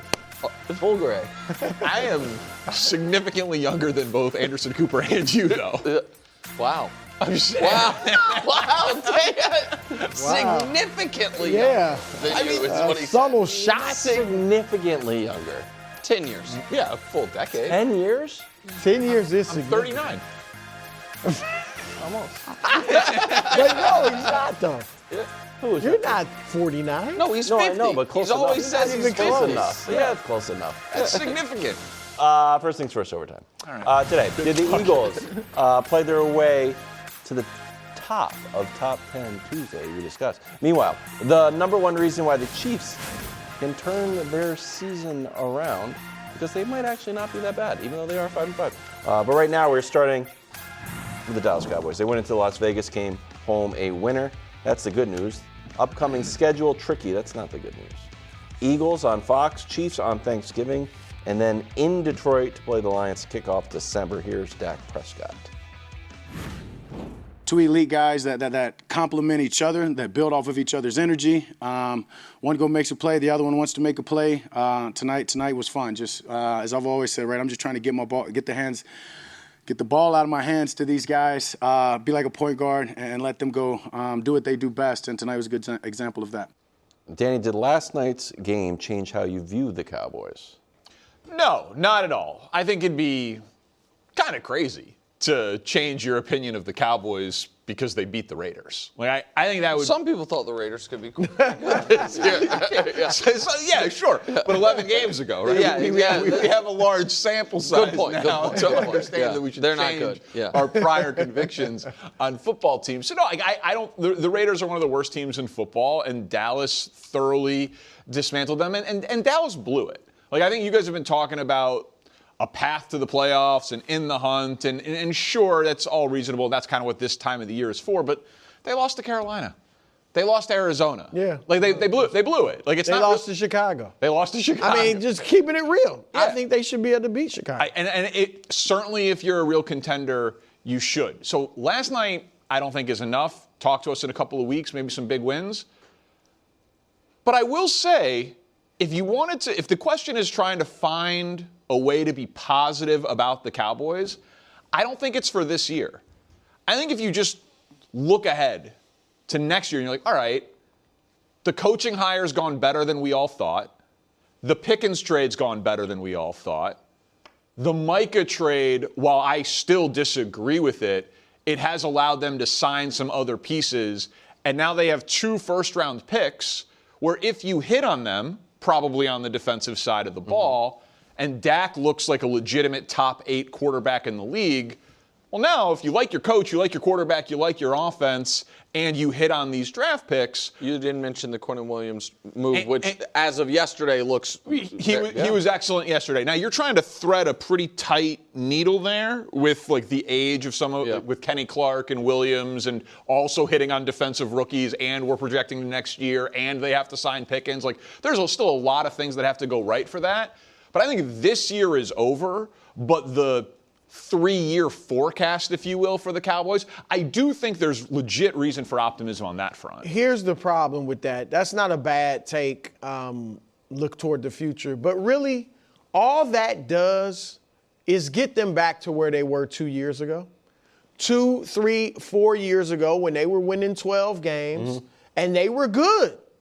But they just couldn't get it done in the big moments with this quarterback. Now, it's a different coach, but it was a Super Bowl winning coach. Like, they were so bad last year because of injuries. They've been bad this year, and like you said, blown games they should have won. That now we're just looking at, you know what? If they could just next year get a few guys, improve the defense, and be pretty good, then we'll look. That's where they've been. Like, and that's the problem with the Cowboys. Like, you've talked about a lot. They've reset the timeline. So now it'll look good if, next year they win 12 games and get beat in the second round of the playoffs. It'll look good. But when your quarterback is Dak Prescott in his, I don't know what it'll be, 11th, 12th year at that point, that's not good enough. No, that was they had 3 straight years of essentially that, and it was enough to put Mike McCarthy on the hot seat.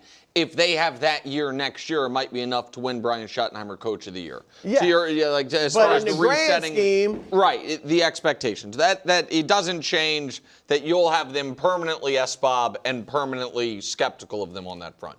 Last night's game didn't change how I view the Cowboys, with the caveat of I am open to the possibility that what I am attributing mostly to the Raiders' total incompetent offensive line, which if we are, and I said this earlier, when we argue about Justin Herbert and his offensive line, I think we saw last night the worst offensive line in football. Herbert might have the second worst. I think the Raiders, it's the worst in football.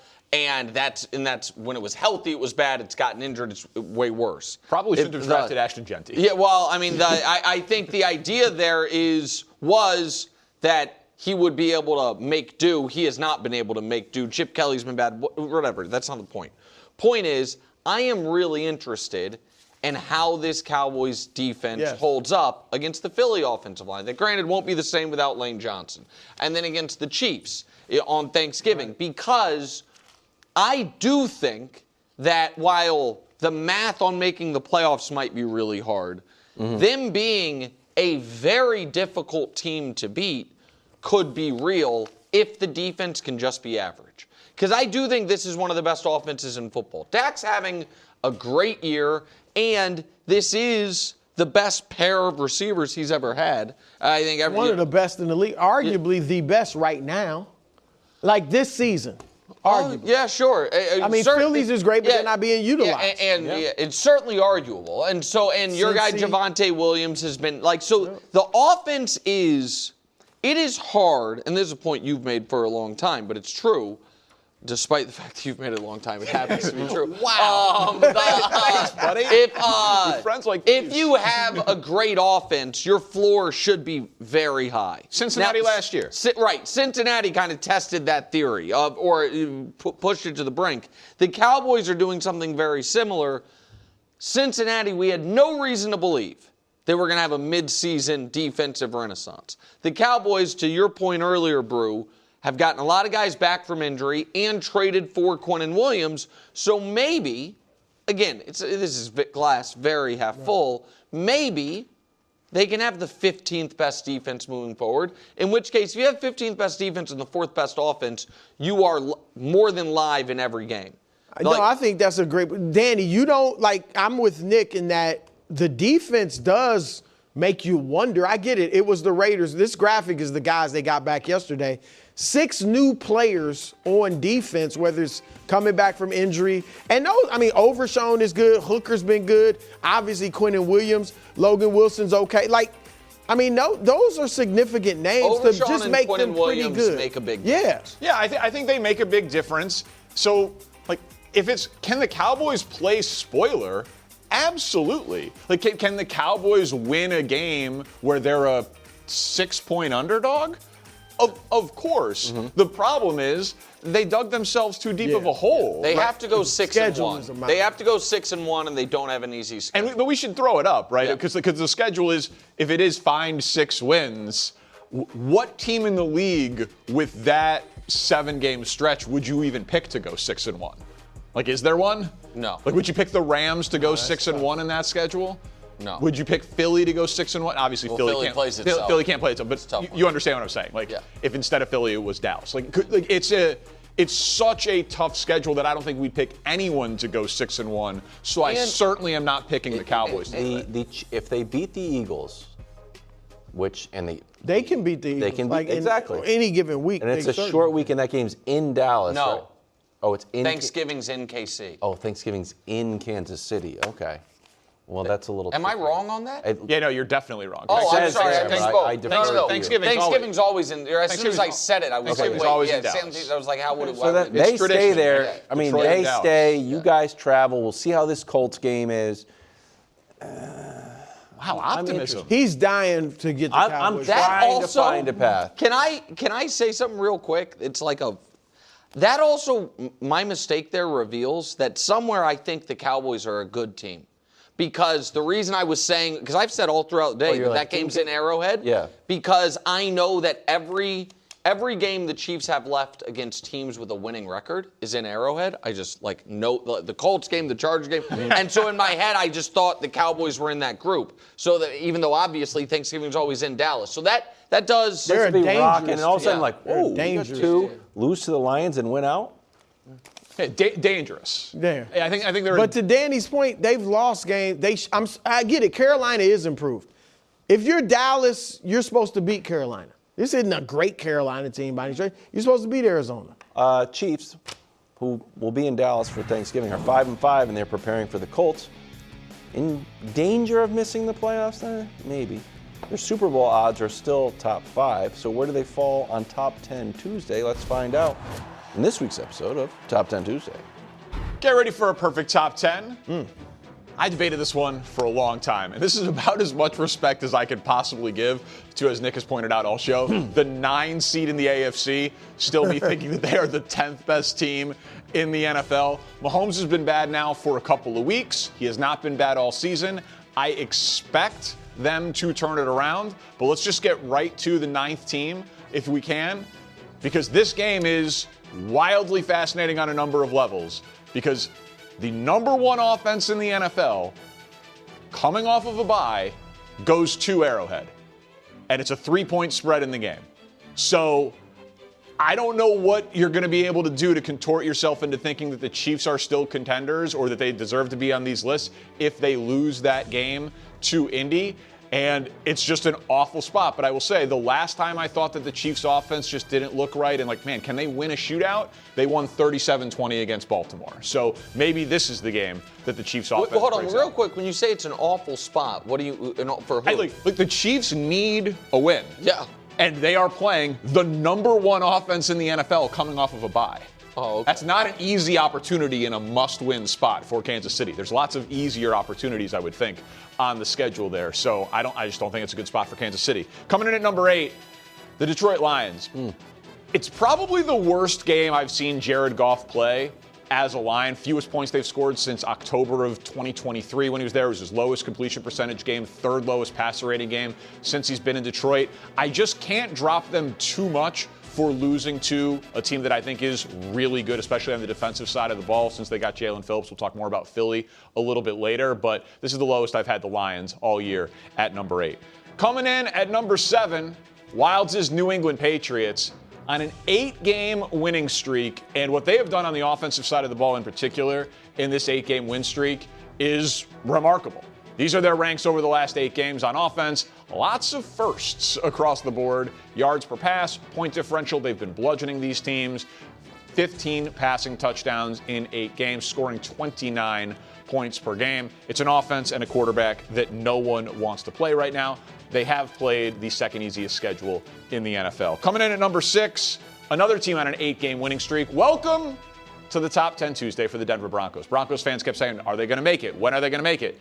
Listen, you beat the Chiefs and you get into that spot and you now have an 8-game winning streak, and we did the offense for the Patriots during their stretch.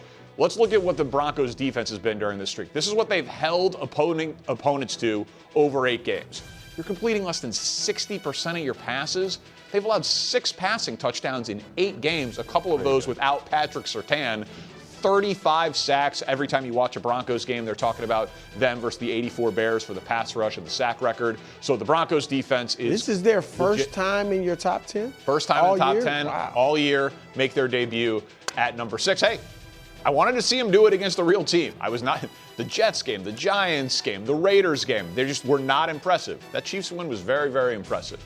Coming in at number 5, Bru's Ravens. Yeah. I think it's actually a good sign for Baltimore that they can win that game against Cleveland in that fashion.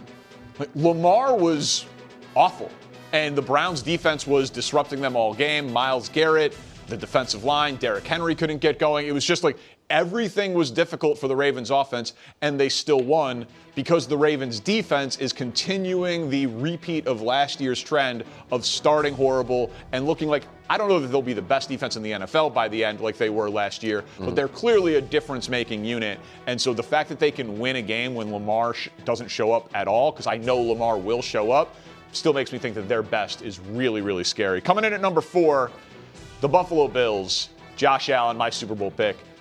A 6-touchdown performance, an awesome bounce-back game. The Miami game was weird, and it's a totally fair knock against them, but when they're 2 weeks removed from beating Kansas City, and that final score was closer than it should have been, then they put up 44, because people are talking about too many interceptions, too many turnovers.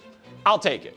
If he can have 6 touchdowns and score 44 points in a game, I still will go back to their best is arguably the best in the entire NFL. Does that include their defense? Yeah, man. Good offense beats good defense. That version of Josh Allen can basically beat anybody. Well, I agree. I agree that version of Josh Allen can basically beat anybody. I don't know. If you were to say this team is going to play its A+ game, is that the best team in football? I think it's hard. Like, if everybody's going to play their A-plus game, I think it's hard for a team whose A-plus game is still just a mediocre defense. I'm not even necessarily. What would you say about like what their defense did in that game against the Chiefs? Like let's call that Buffalo's A game defensively.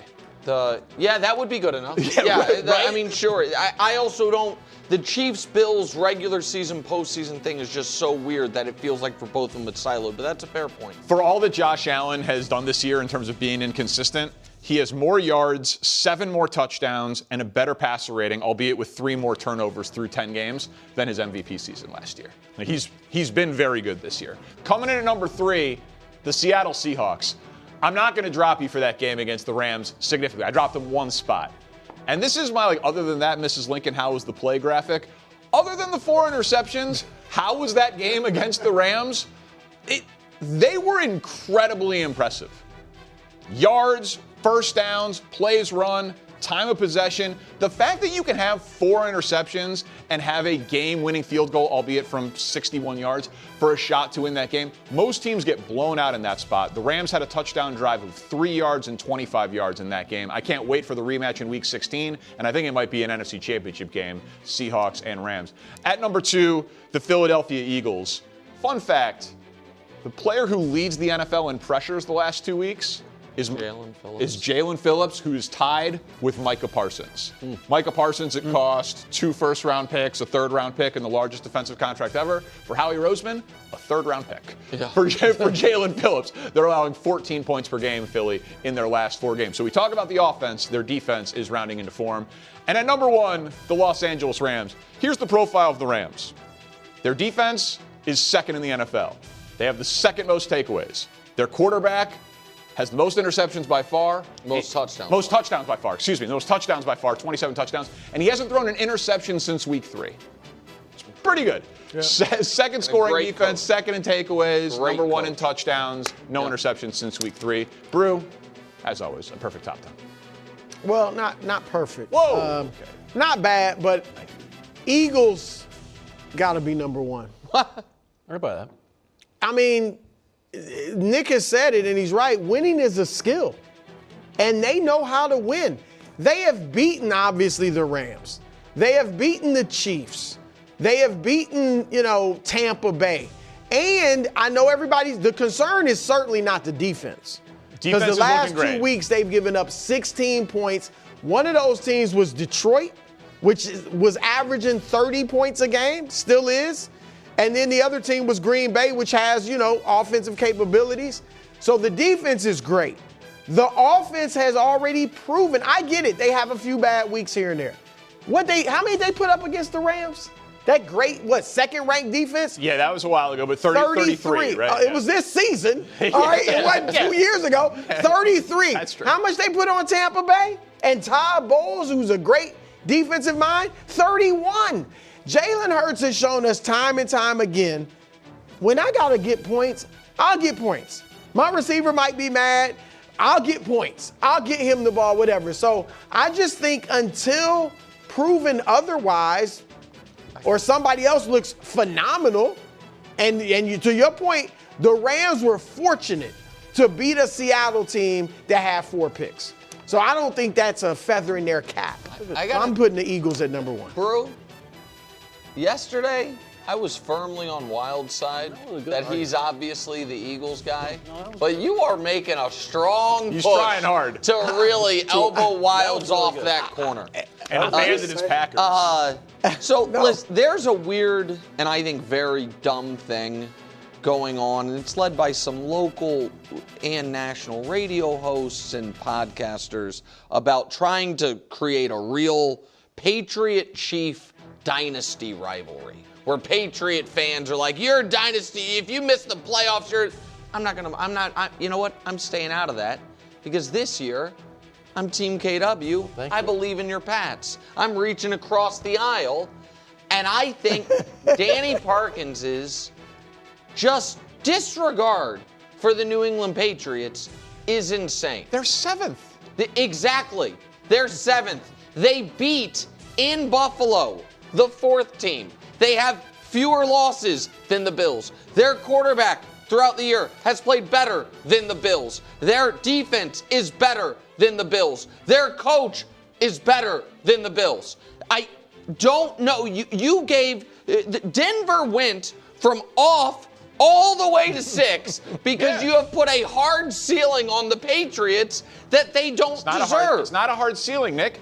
The Patriots have played the second easiest schedule in football. Has Buffalo played a hard schedule? Buffalo beat the Chiefs. Yes, and lost to New England. I'm not arguing that the Chiefs should be ahead of Buffalo. I understand. But in terms of what New England has accomplished, they blew out the Panthers, Titans, and Browns. Yes. The Bucs game, the Falcons, the Saints, the Bills, the Jets. Those wins are by a total of 21 points. They beat the Dolphins, who beat the Bills, and they beat the Bills. Okay, I'll tell you this. They've had the second easiest schedule. They have the second easiest schedule the rest of the way. You know who has the easiest schedule, by the way? The Bears. You know where they are in my top 10? They're not on the list. Yes, hold on. I got it. But the Bears also aren't behind a bunch of multiple teams they've beaten. And if you show that Patriots easy schedule again, one of their wins is the Falcons. What do you think would happen if the Falcons played the Bills, the mighty Bills? I don't know. Maybe they'd win by double digits. What do you think would happen if the Dolphins played the Bills? I don't know. Might beat them by double digits. And most importantly, what do you think would happen if the Patriots played the Bills and said, you know what, we'll come over to your house to play? The Patriots might win. You got it. Do it again. Do it. Do it again. Do it again. So they have to sweep Buffalo. One game. They won by 3. Do it again. Right, but here's the problem.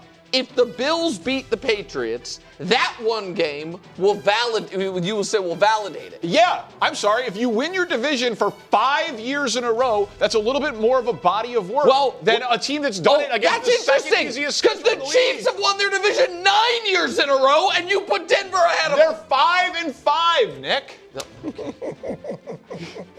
It was a valiant effort. I've got your back. Yeah, you guys stick together. Teaming up, you're telling me you're better than the Bills. I don't even need to raise my voice. I'm positive that we are better than the Bills. Positive. Well, we played and we won. To the point where a real argument on why the Bills can be great is that Josh Allen needs to score 6 touchdowns a game. And if he does that, they are good. I agree. As far as outliers go, I think it's there. Coming up next, that's Tuesday's edition of Top 10 Tuesday. Shedeur gets the start. Can he make a statement against the Raiders? That's next on First Things First, Overtime. Welcome back. We begin in Kansas City. Andy Reid met the media yesterday to try to calm the nerves after the Chiefs lost. They are 3rd place in the AFC West. Should have resulted in a haircut for Nick Wright, but a little bit of a coward. Andy Reid says it's not time to panic. Take a listen. We're not quite as negative as the outside world is here at Valle. So we know that we need to clean up and we need to do it. But the guys, they get it. I mean, some of these guys have been through some pretty good seasons, and this isn't like this one's lost, Valle. So we got to clean up a few of these things, and the urgency level, obviously, we need to make sure we take care of that now. So trying to make sense of the 5-5 Chiefs. Like, we're a week removed from you saying they're the most dangerous team in the AFC. Yeah. Yeah, I've had them very high up on the rankings all year. You've been rolling our eyes all year. So I guess I'll start with you, Greg. How do you make sense of the Chiefs being 5-5? They're an average team right now. But do you actually believe they're an average team, or do they have an average record? I mean, I believe that they have an average record, but this isn't the standings. It's about basically who you have on that team and what they're made of. And we're about to find out, because we talk about this team being the scariest team, even though they had a losing record because of the quarterback that they have under center, the pedigree that they have across the board throughout their personnel, coaching staff alike. And so I give them that because they've earned that right. However, the reality is setting in really fast for this team. And we're going to find out what they are. I just watched your top 10, and you have them 10th. That's right.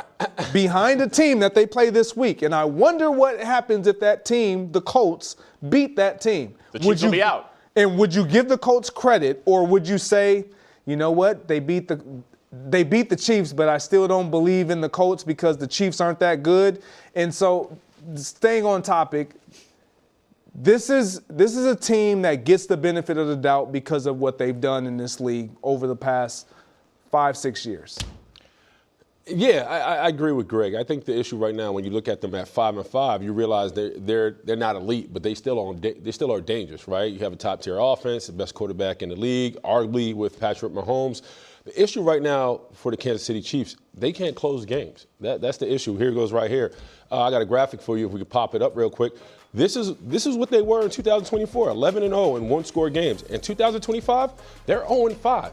They can't close. And so when you talk about what's the difference with the Chiefs compared to what they were last year right now, when it's the fourth quarter, Patrick Mahomes gets outplayed, the defense can't get takeaways, and they can't close games. So if you're the Chiefs right now, yeah, I'm with you, DP. They have enough on offense. You know what they're built like on defense. But right now, when the rubber hits the road, they can't answer the bell, and that's a problem come January, if they make it to January. So if that's the case, you're saying you still believe in them? No, what I'm saying right now, to your point, when they play the Colts and they got the Cowboys, we're going to see what this team is really made of because their back's against the wall. So I think at one point I started the season saying it was the end of a dynasty. You should have stuck with that. I should have stuck with it. But then they put it whooping on the Detroit Lions. I said, okay, my bad. But now I'm sitting here saying, I don't know what to believe. This week is going to tell me who they really are versus the Indianapolis Colts. And I think it's a mature thought process to have an opinion and then get new information and then be willing to adjust that opinion. I think everybody gives them the benefit of the doubt when they have all the rings on their fingers, right? It's kind of impossible not to. I wanted to look into the data because I do think that they are better than their record suggests. It's not the old Bill Parcells thing, you are what your record is. So last 30 years in the NFL, if you score more than 25 a game while allowing less than 20 a game, right? Okay, so you're scoring more than 25 and you're allowing less than 20. Typically, through 10 games, you've got 7.8 wins. You're 8-2. Of the 89 teams that fit that barometer, 74 of them are 7-3 or better. Only 4 have been 5 or worse, and all but 3 of those teams went on to make the playoffs. So I know that's a lot of numbers to digest here, but my point is, I think it's going to even out over the course of the year. They probably should not have had that record in one-score games last year. Sure. They probably should not be winless in one-score games this year. And their point differential, how good their offense is and how good their defense is, suggests they're better than a 500 team. And when we play the whole season, they'll be in the playoffs. And then if they're in the playoffs, you guys going to feel comfortable picking against them? So I'm not, because I remember the game against Baltimore when they had to go to Baltimore and Travis Kelce was the bull in the ring and he stuck it to the Baltimore defense. In the second half, the Baltimore Ravens played outside themselves. They ended up losing that game. So, no, I'm not going against the Chiefs in the playoffs. But what I would say is your tape is your resume. And right now, what we haven't seen this team play to the standard of which they set for us to fall in love with them. So I'm worried about the defense, and I'm also worried about Patrick Mahomes because he walked off that field with his head between his legs because of the costly interception and how this offense looked in the red zone. So, yeah, there's some legit reasons to be concerned about who the Chiefs are right now. Yeah, and you have teams across the league specifically that they have on their remaining schedule that are no longer fearful of what we are fearful of. Denver ain't, because they play him in December. Denver already beat him. The Chargers already beat him. Sure. Yeah, so and if you have this opportunity with the Chiefs, the Kansas City Chiefs sitting at 5-5, and you have the Colts up next, the Cowboys. Who can score? You have to believe the Colts are thinking, we gotta try to finish these guys off and make them put them in a place where they're 5-6, and then it looks even more daunting, almost impossible. You sound like a man who wants to pick the Chiefs to miss the playoffs. No, I'm not doubting. I'm not doubting the Chiefs. If that's what you want. I'm not doubting the Chiefs. I told Nick I wouldn't do that this year. See? However, they're making it very hard for me to believe in them. Number 1 offense in the league off a bye. Comes to Arrowhead this week. Massive game against Indianapolis. Let's go to Ohio. Reports out of Cleveland. Shedeur Sanders is your starting quarterback. Vegas, easier opponent than Baltimore. He's replacing Dylan Gabriel, who is in concussion protocol. 47 yards, an interception, and 2 sacks in spot duty, replacing the injured Gabriel. Here's head coach Kevin Stefanski on Shedeur. we trust our players. Shedeur's putting in great work, and on the field, in the meeting room. He will be better with reps that he's getting, like any player would be better. But we trust him, and he's somebody that's continued to put in the work and will continue to do so. So as we try to set expectations here, we just all watched the Raiders play last night. They are not a good football team. Yeah. And that's obviously a much easier opportunity for Shedeur playing the Raiders with a week to game plan, knowing that you're going to be in the game, as opposed to the Ravens when your quarterback gets injured and you're replacing him. I tried to quantify it because I want to try to be fair to Shedeur. So 5th round picks, making a start as rookies. We can do that. Like we now have the ability. Go back to 2020. That's what they do. And by the way, that includes Brock Purdy, who obviously is a severe outlier in the positive direction here. He had 5 of those 9 wins for the guys. So, I don't need to see Shedeur be great. I'd be shocked if he was great. But can he play to other 5th round picks? That's the level of which, I'm going to try to hold him to that standard. Nothing more, nothing less. Yeah, the bar is low for me. Listen, he went 4 of 16 against the Ravens and didn't look good. But now that he has a full week of preparation, I'm with you, DP. I want to see him look like an NFL quarterback. So what does that mean? Controlling the huddle, being decisive with the football, processing what the defense is trying to do to you, getting the ball out on time. There's things you need to see. There's a checklist we need to see out of Shedeur. Because why? Because of his name. And, by the way, he's playing the Oakland Raiders, right? The Raiders are a bad team. I need to see this quarterback look like he's earned the starting position against a bad outfit and look polished enough where you say, all right, he's worthy enough to play the position right now. Look, both of these teams are bad teams. So you guys are saying they're playing against a bad team. Yeah, but the Browns have a better defense. The Raiders are looking like we're playing against a bad team. But the reality of it is for Shedeur is that he can't be bad. I understand you saying, I don't need him to be better than what the stats suggest or with the 5th round picks. But he can't be what we saw in that showing, that small sample size of the second half against the Baltimore Ravens. And so to your point, he looks completely overmatched against Baltimore. I need him to effectively manage the game as an offensive quarterback so that even as we continue to watch him play, we walk away with seeing something that we're excited about, saying, you know what, that was an NFL quarterback play. Right. That right there was what a pro looks like. We have to see some semblance of that. Coming up, Josh Allen just had one of the best games of the season. Can he do it again? Time for some of the best sound of the week. He said, we said. Coming up. Time now for Willie Cologne's favorite time of the week. He said, we said. Yeah. We begin in Buffalo. Here's head coach Sean McDermott on his quarterback, Clark Kent. Superman. Josh Allen. Take a listen. He likes running. He does, which you would think by now he would be like, hey, no, I'm good. And he's just so competitive, so tough. Again, he's smart. He's got that side of the game, but he also is very competitive and tough. And as you saw a couple of the runs yesterday, so it's just want him to stay healthy. I love that quote because he's got that side of the ball. Yeah. I got to worry about my defense. It's like that scene in Remember the Titans. You just worry about your offense. Yeah. You worry about your defense. It's like Josh Allen is the offense. And then it's up to Sean McDermott to figure out the rest. And just quietly, I know it took a 6-touchdown game, but all of a sudden Josh Allen outpacing last year's MVP numbers. Better passer rating, 7 more touchdowns, putting together a nice season. Yeah, I think Sean McDermott understands that Josh Allen is the end-all, be-all. And he also understands his ability to throw off platform and use his legs to make magic. It's something that who Josh Allen is. However, when you talk about his ability to wear the cape and his play style, it does make you nervous, right? Because they need him. And it's not how you win, they just need to win. And when you see him turning on in the second half and dominating the fashion he did, you're saying, go Josh, go, but don't get hurt. And they also understand one thing. The Chiefs are in trouble. They're scrambling. This is an opportunity for them once they get in the playoffs to make a legit run, because right now I feel like the Buffalo Bills, once they get hot and they continue to roll, they're a super dangerous team that finally can crack the lid and make it to the Super Bowl. So I think Sean McDermott is thinking big picture, and he's worried about Josh Allen getting hurt right now. Look, I thought this was one of the most impressive and highest levels of endorsements that a coach can give a player.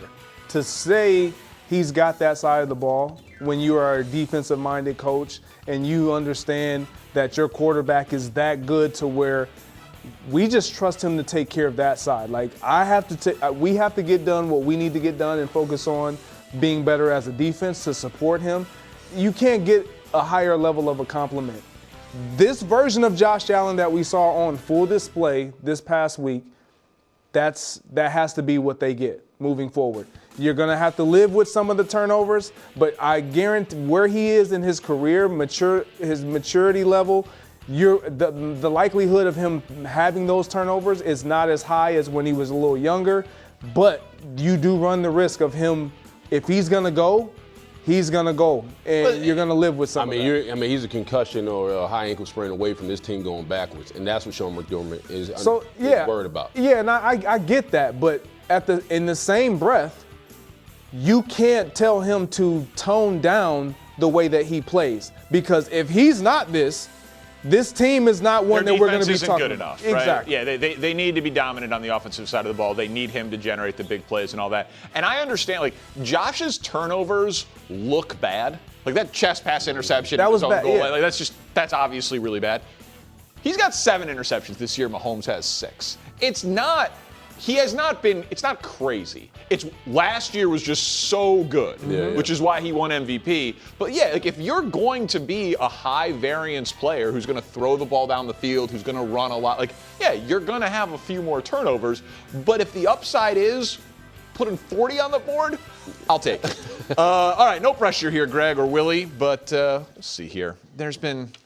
I don't know how you guys would handle it if I was getting trolled online. No, I'm sure man. you'd roll. I would step up for you, DP. I'll step up for you. I know Willie would. Yeah, Greg, during the break, he was very a little hostile there. He was not happy with my top 10. Not happy at That's all. not the point. Let's hear about Adam Troutman and how he handled Bo Nix's criticism. Take a listen. If you're talking shit about Bo online, you're a coward, absolute coward. But just want to say that and guard him a little bit. But I mean, it says a lot. You know, he blanks it out. And we talked about it this week. You know, we don't care what other people think. We know what we have in the building, and we know what he's made of, and we don't really care what people have to say. So, Dragon Slayer 69 with his 7-Eleven Slurpee in his mom's basement, I don't give a shit what he has to say, right? And Bo doesn't either. Tough talk to Dragon Slayer in the basement. Greg, what do you make of that? Well, they clearly don't care. That's why he. It doesn't bother him at all. I mean, didn't bother I'm not mad. You're mad. Look, man, they found a way to embrace who Bo is and what he provides them when it matters most. And this is what I've kind of alluded to as it pertains to Bo Nix. He's been what's needed when his best has been required.